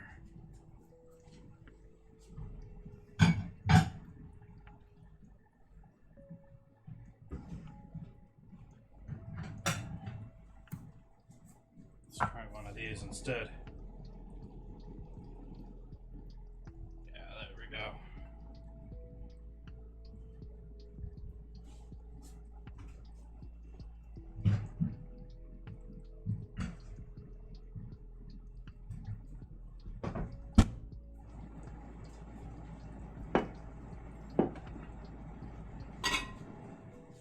Take a little olive oil, coat our last pound with that.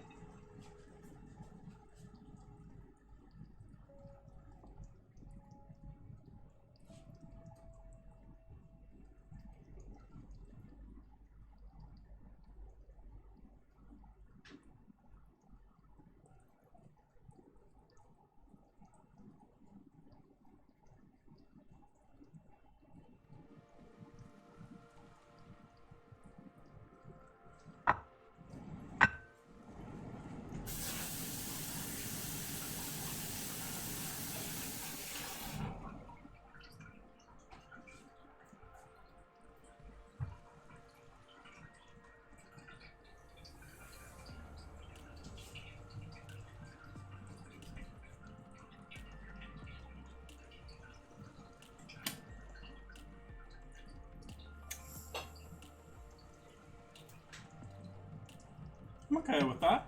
Okay with that.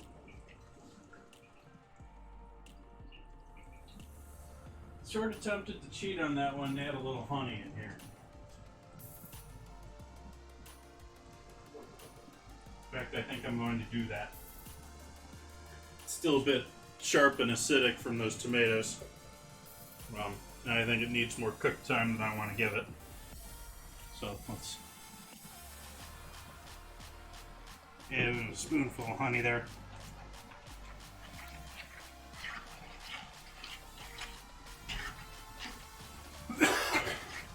Excuse me.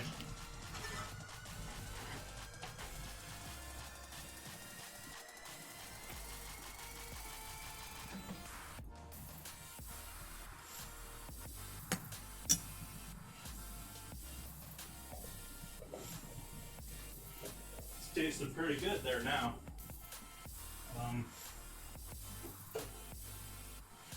Let's see, anything else that I want to add into the party here?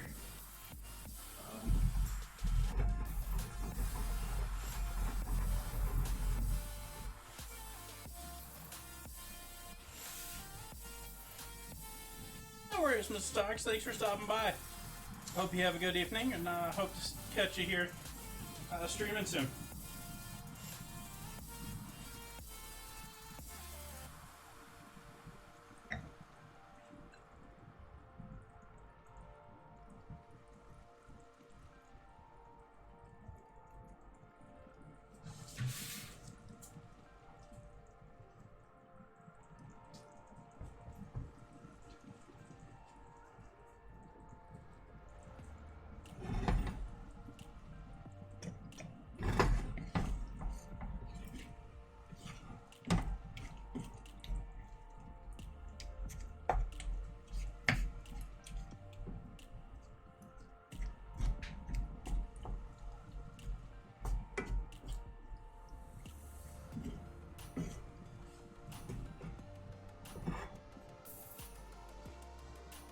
Alright, we're going to fill ourselves some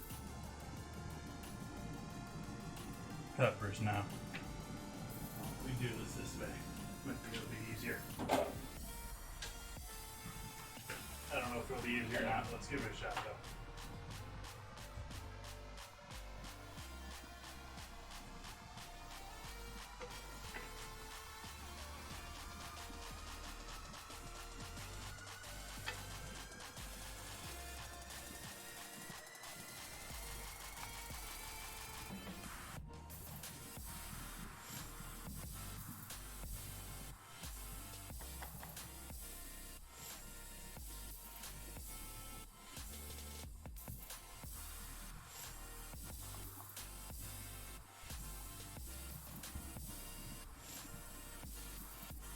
I mean, you of course need a little room there for cheese, so I think that's pretty good.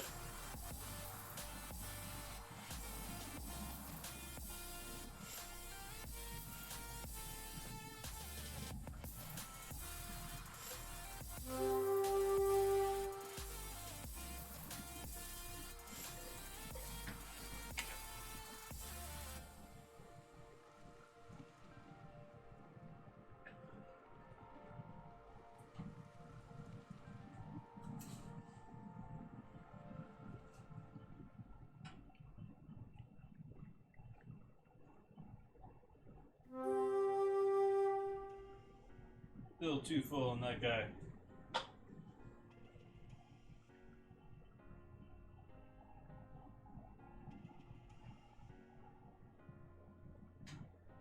There we go, that's a little bit better.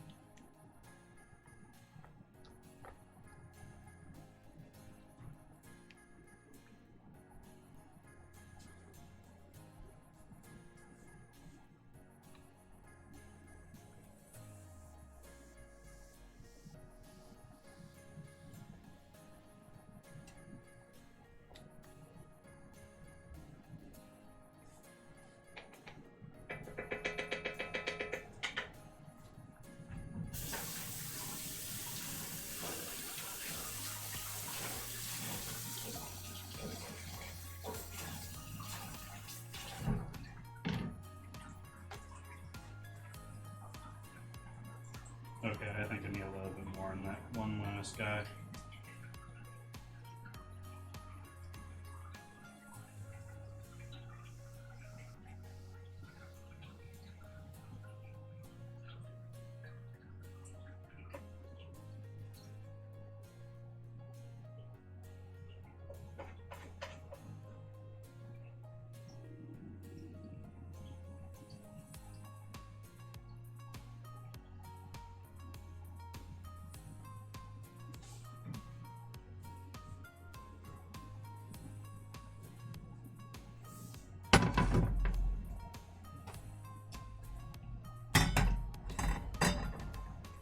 Ooh, got oil on the inside of you.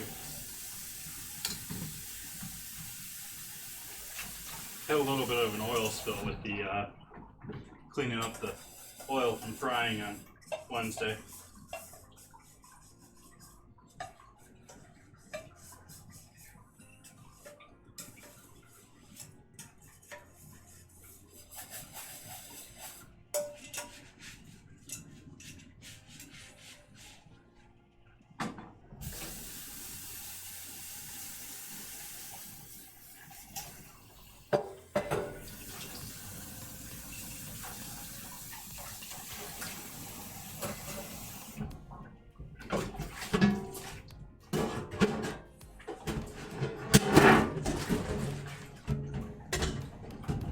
Loud noises. Sorry. Be right back. Gonna throw this out.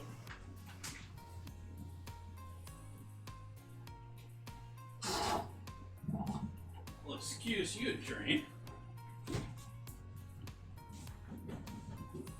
Get a little mozzarella cheese here. Let's see. We got anything else? I think all we got is mozzarella right now.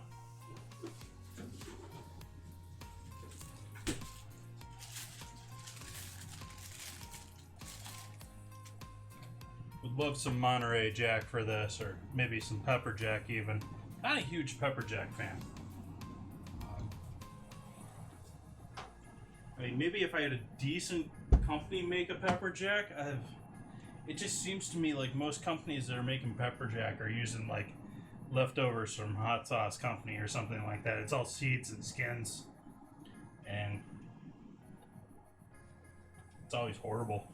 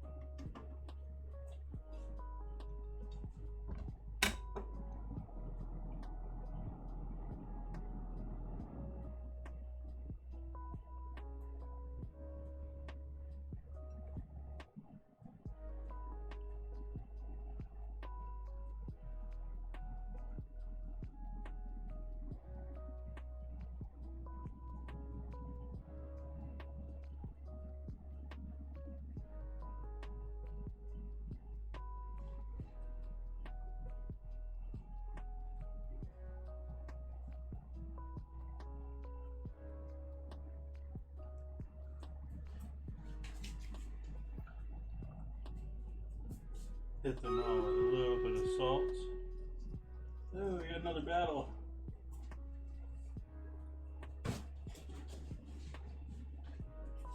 Why don't we do the battle here quick?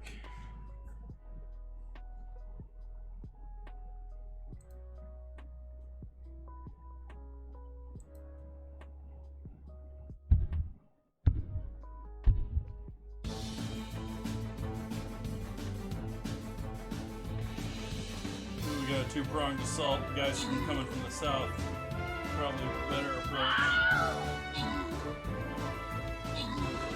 And they're doing the cleanup for me too. Thank you guys.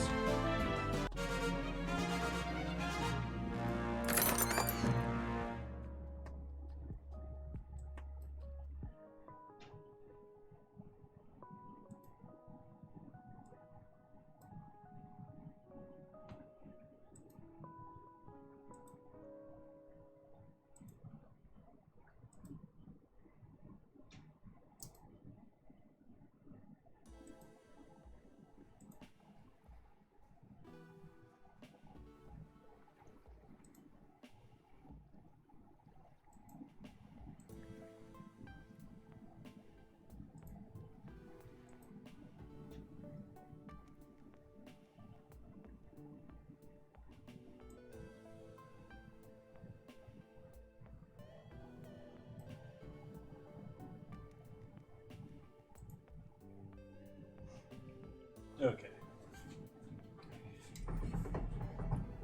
Beans gone, we got our peppers stuffed. Gonna add some dried cheese to the party here too. Got a little bit of the grated stuff around here still.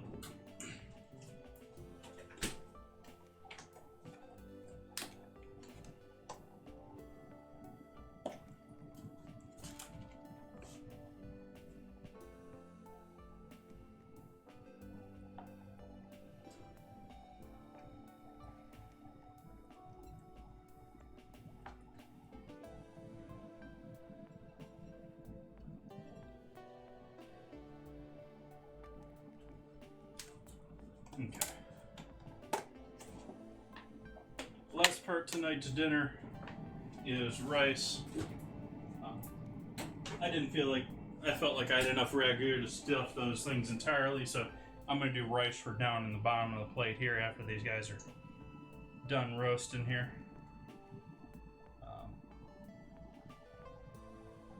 You spray oil, you can spray the outside of them and sort of nicely get some nice better roasting going on with that as far as that's concerned, but I think we're going to be good with this right here. Put this onto the pan. Going to add our other roasted tops so that they get same roasting time as everything else. Not really intending to eat those tonight, but they'll look good for a garnish hopefully.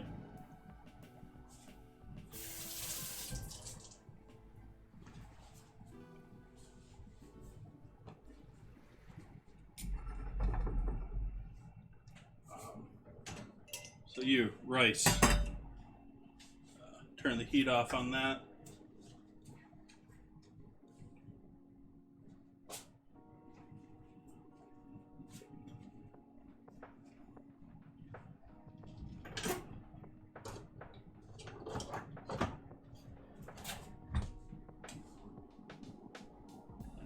Not going to do a ton of rice, we're just going to use it for the base here.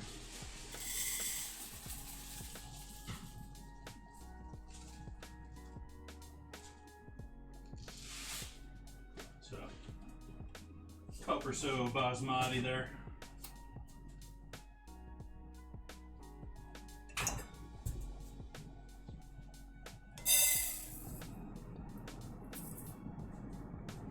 Give that a good rinse out.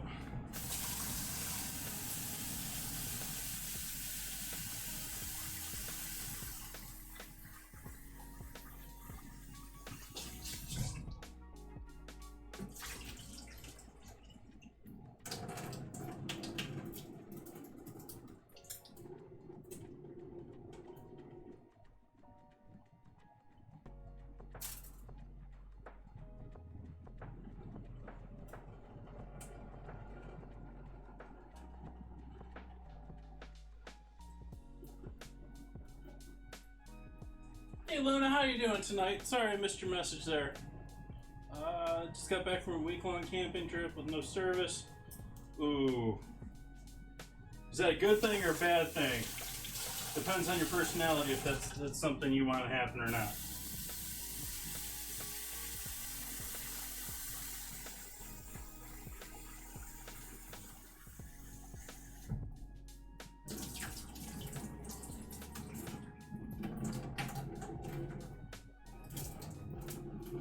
I myself am probably most definitely in the glamping. I'm most definitely in the glamper category, and would much rather keep my internet and being able to watch my Twitch and YouTube and Formula One.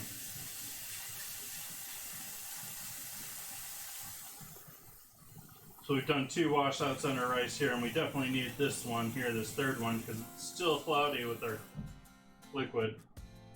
Still cloudy and hard to see through that.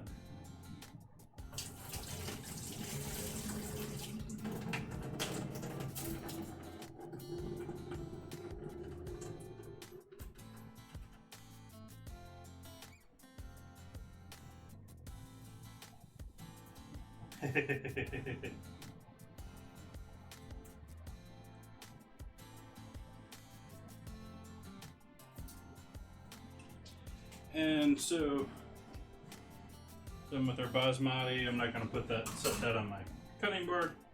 Do a couple half rice on top of water on top of that rice. I probably should have rinsed that a 4th time, but oh wells.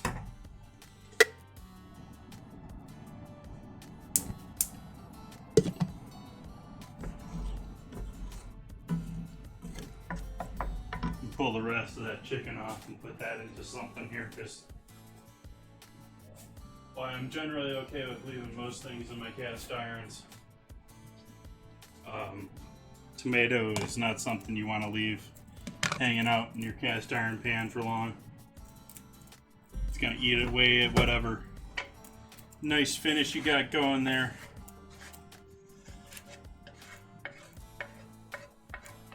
I mean, it's not I don't have to rush to do this, but I wouldn't want to leave it in there overnight.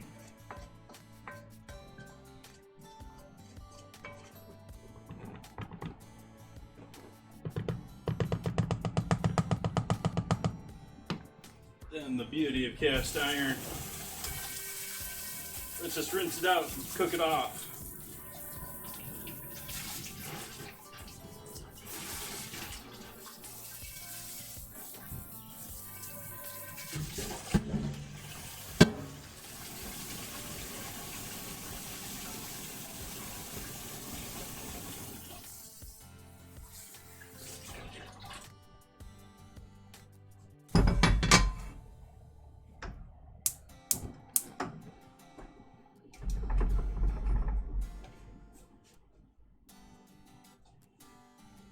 Put a lid on the, well, let's add some salt, let's add some butter.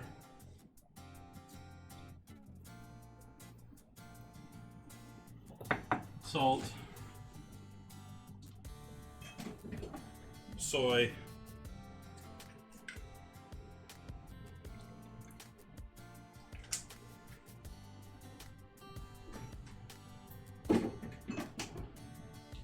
And a little regular vinegar. Oh, let's do rice vinegar since I got it kicking around here.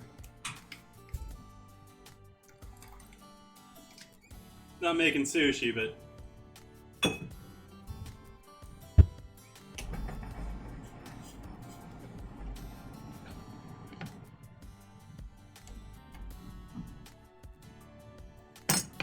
and we'll put a cover on that.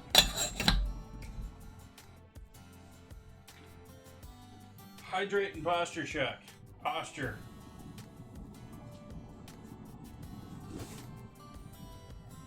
I didn't realize I had the posture check going.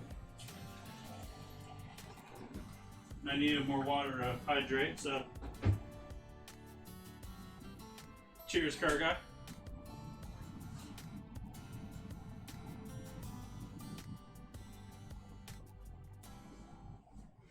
our stuffed peppers here that I have so rudely hidden from good view.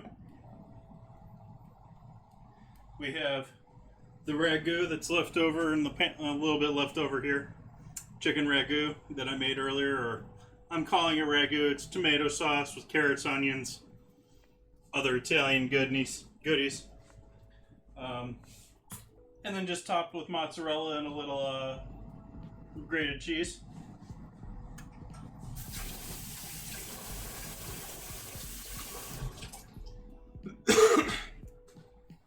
We got some bacon and brown sugar beans going on here, a little chicken stock, chili beans, hot sauce, pepper, all that good stuff. We get a little rice going with our peppers, and our oven is on, so I'm gonna throw the peppers into the oven.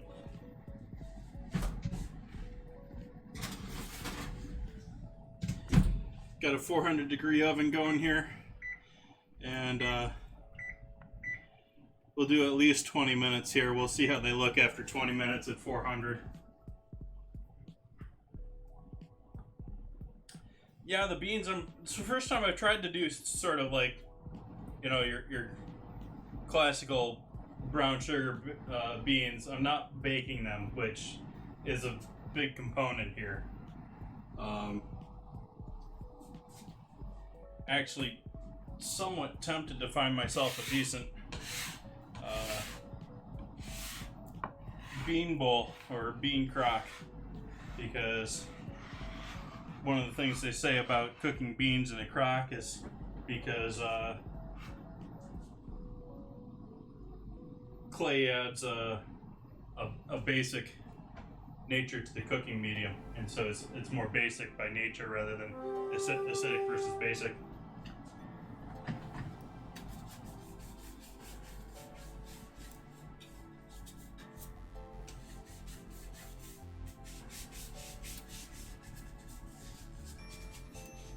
If I didn't already have so much money planned to go to Rhino.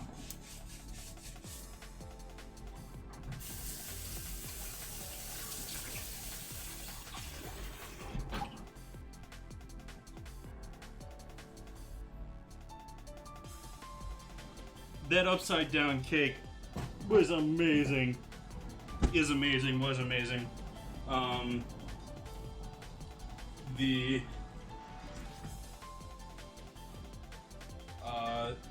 The spinach pasta too was great. I mean,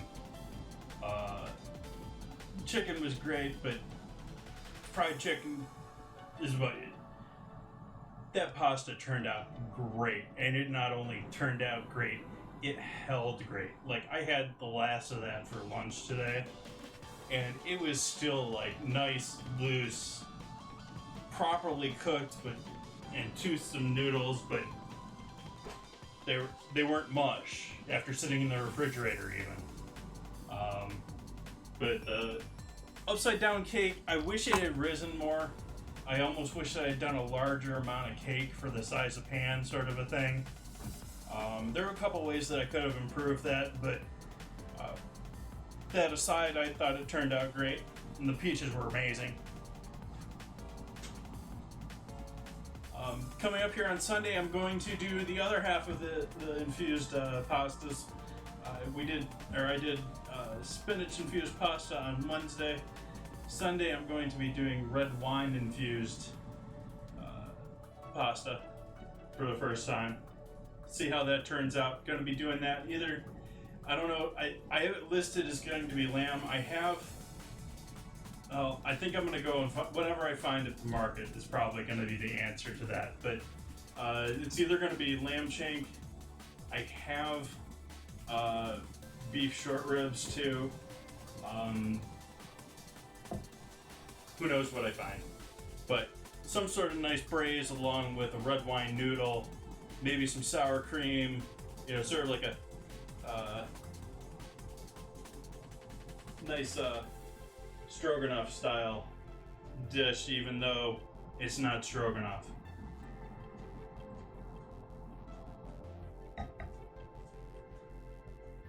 not sure that's what all I have planned for that. I know also on Sunday, the eggs I started on Wednesday are going to be done curing with the salt and sugar.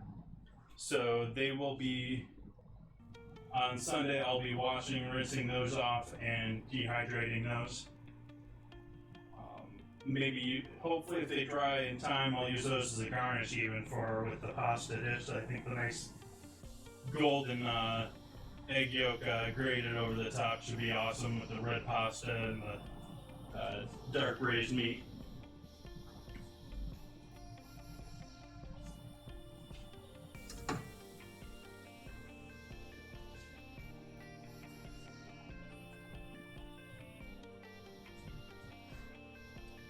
And I'm falling behind the schedule here. I need to have more dates planned ahead, and I haven't planned other dates ahead. I was talking earlier, maybe I'll do that other ham here upcoming in the next week here.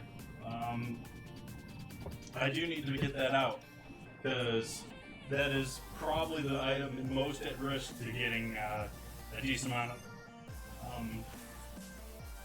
freezer burn to it. It's the most exposed because it's the largest, biggest piece. So I want to break that down. I want to get that cut up, and I want more turkey too. That turkey was amazing.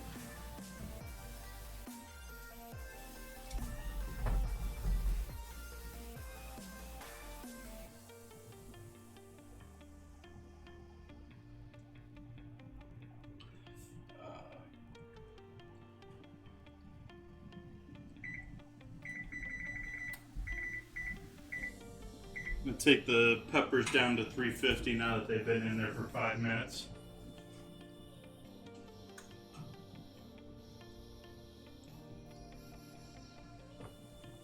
And yeah, Indy 500, I was talking about that earlier. Sorry I missed that first message of yours. I missed a couple of things here. Wife cabin, only type camping. I like the tent and backpacking, service. I need service. I'm sorry. I need I need my internet. I love not having to worry about text. I love having Twitch and YouTube. Yeah, selected with I need my Wi-Fi. And yeah, I didn't watch much of the Indy 500, the Indy Wi-Fi, Indy 500 car guy, but I did notice that. Alonso managed to crash right off the bat there, and got me wondering yet again why he has a seat in Formula One.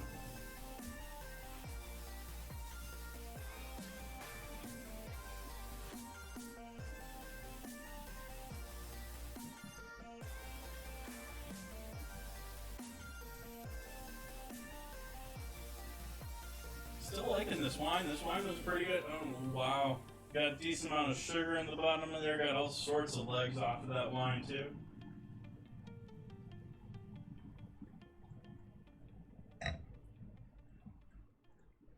I like it. It's jammy. It's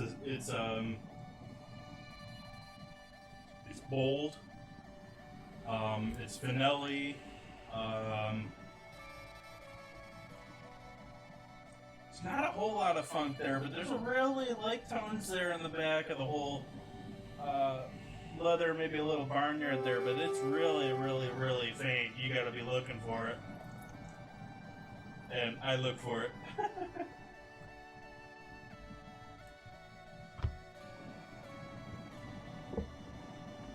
Might have to look and see if they got some other ones under this label. I sort of like this. But then again, I've been liking a lot of the stuff from Rodney Strong. They've been doing pretty good with everything I've tried of theirs, which I can't say about a lot of other big labels.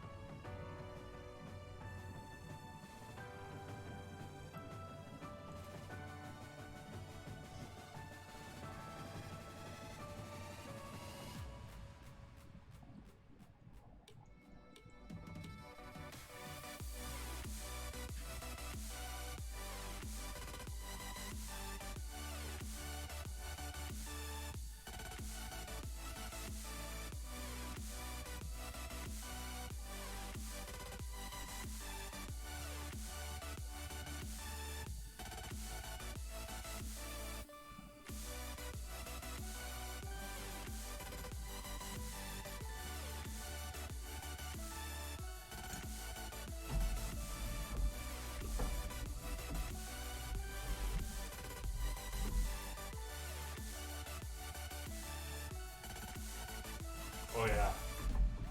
Those beans are on point. Loving those. Those are tasting lovely too. But those are going to be a good time. The only thing I want to sort of do here is maybe thicken that sauce somehow. I don't know if I want to mash a couple of those beans up to get them to thicken that liquid up, or if I want to do something else to thicken it up.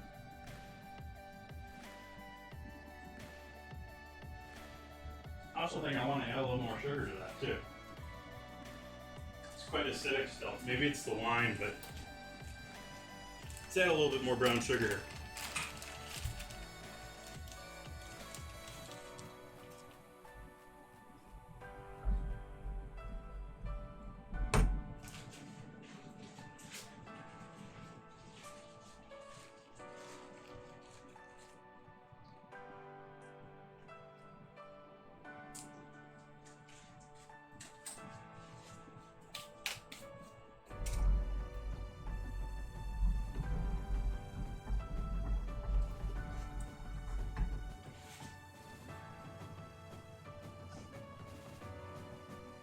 Nose is itching tonight. I hate that.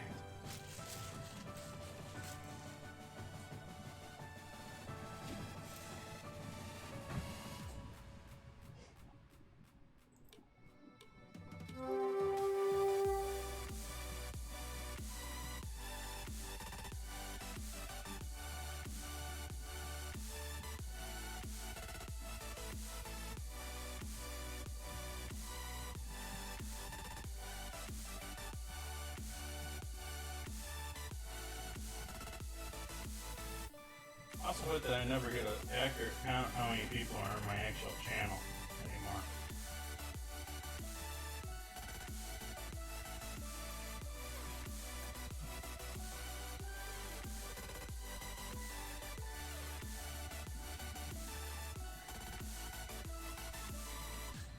I'm going to call that rice probably close to done here. Let's see how that looks. Move the beans over to the pretty burner here.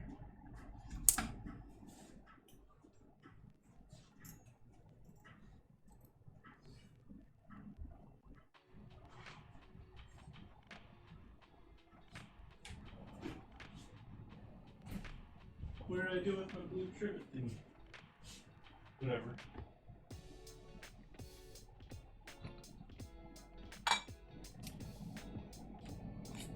Yeah, we're doing pretty good there with that rice. I'm alright with that.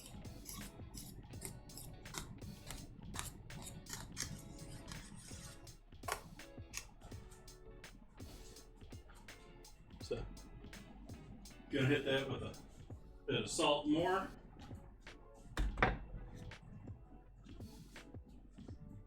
Black pepper.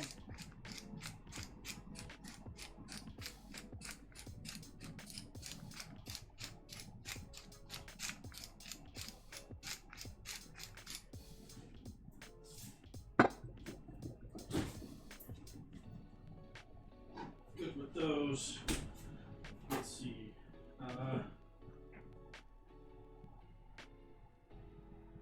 Let's do a little smoked paprika in there too. Mostly give us a little color.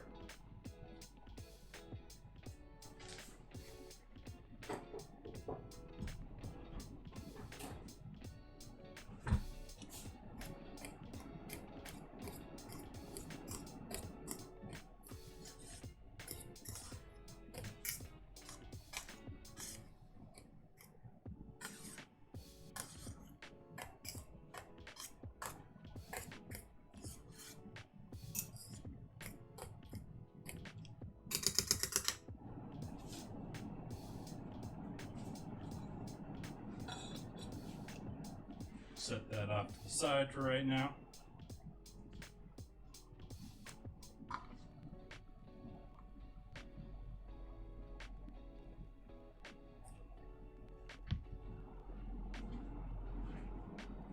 Rice and ragu works.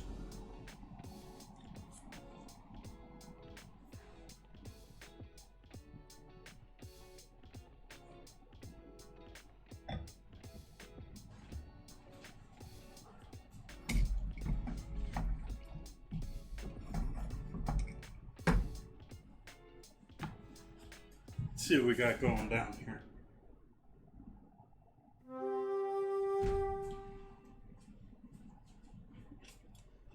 Entropy helping me out on the battlefield.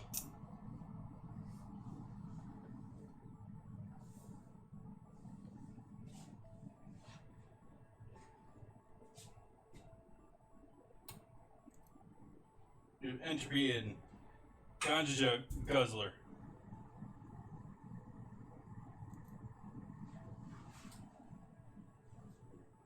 Don't know about that one.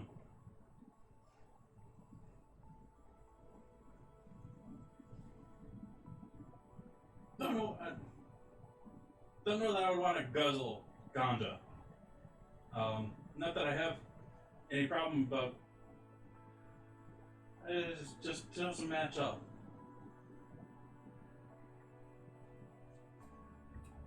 Eat it, chocolate, gummies, candies. But guzzle?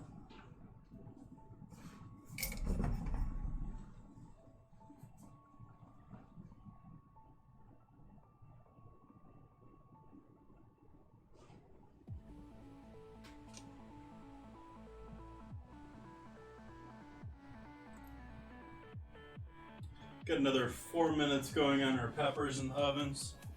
They were looking pretty good when I was in there earlier, but I think they definitely need that extra 5 minutes.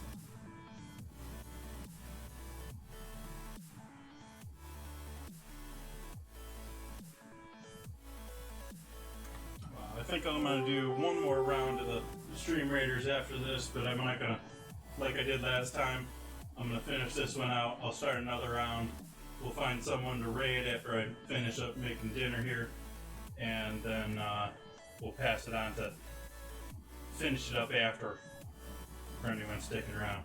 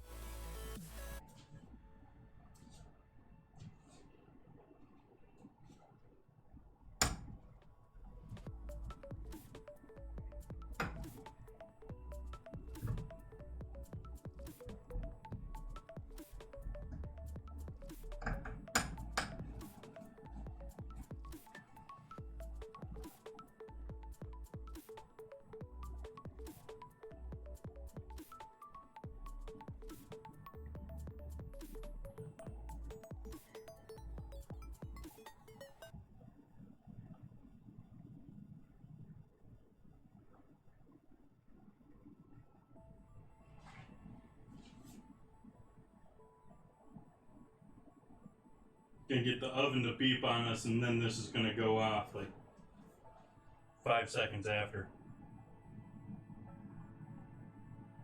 And more like 10 or 15 seconds later.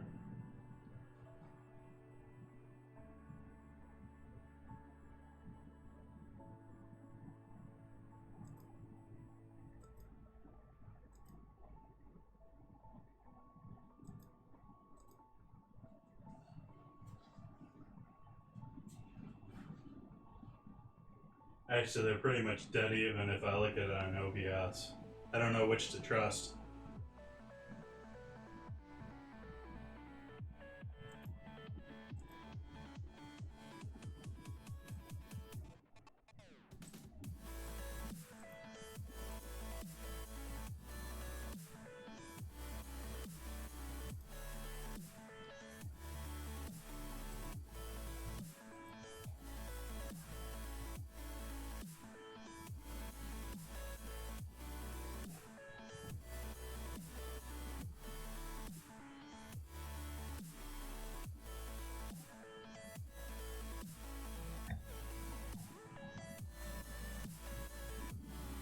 Now see that last wine I had, that last wine I think it was a Pinot that I had.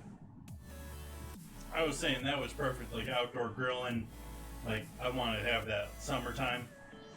This, I want to like drink next to a campfire or in front of a fireplace on a cold, cozy night. This is much less of a summertime warm drink and much more of a end of the evening, cold, warm you up. More along the lines of the GME, yummy, porty. It's not exactly sweet, but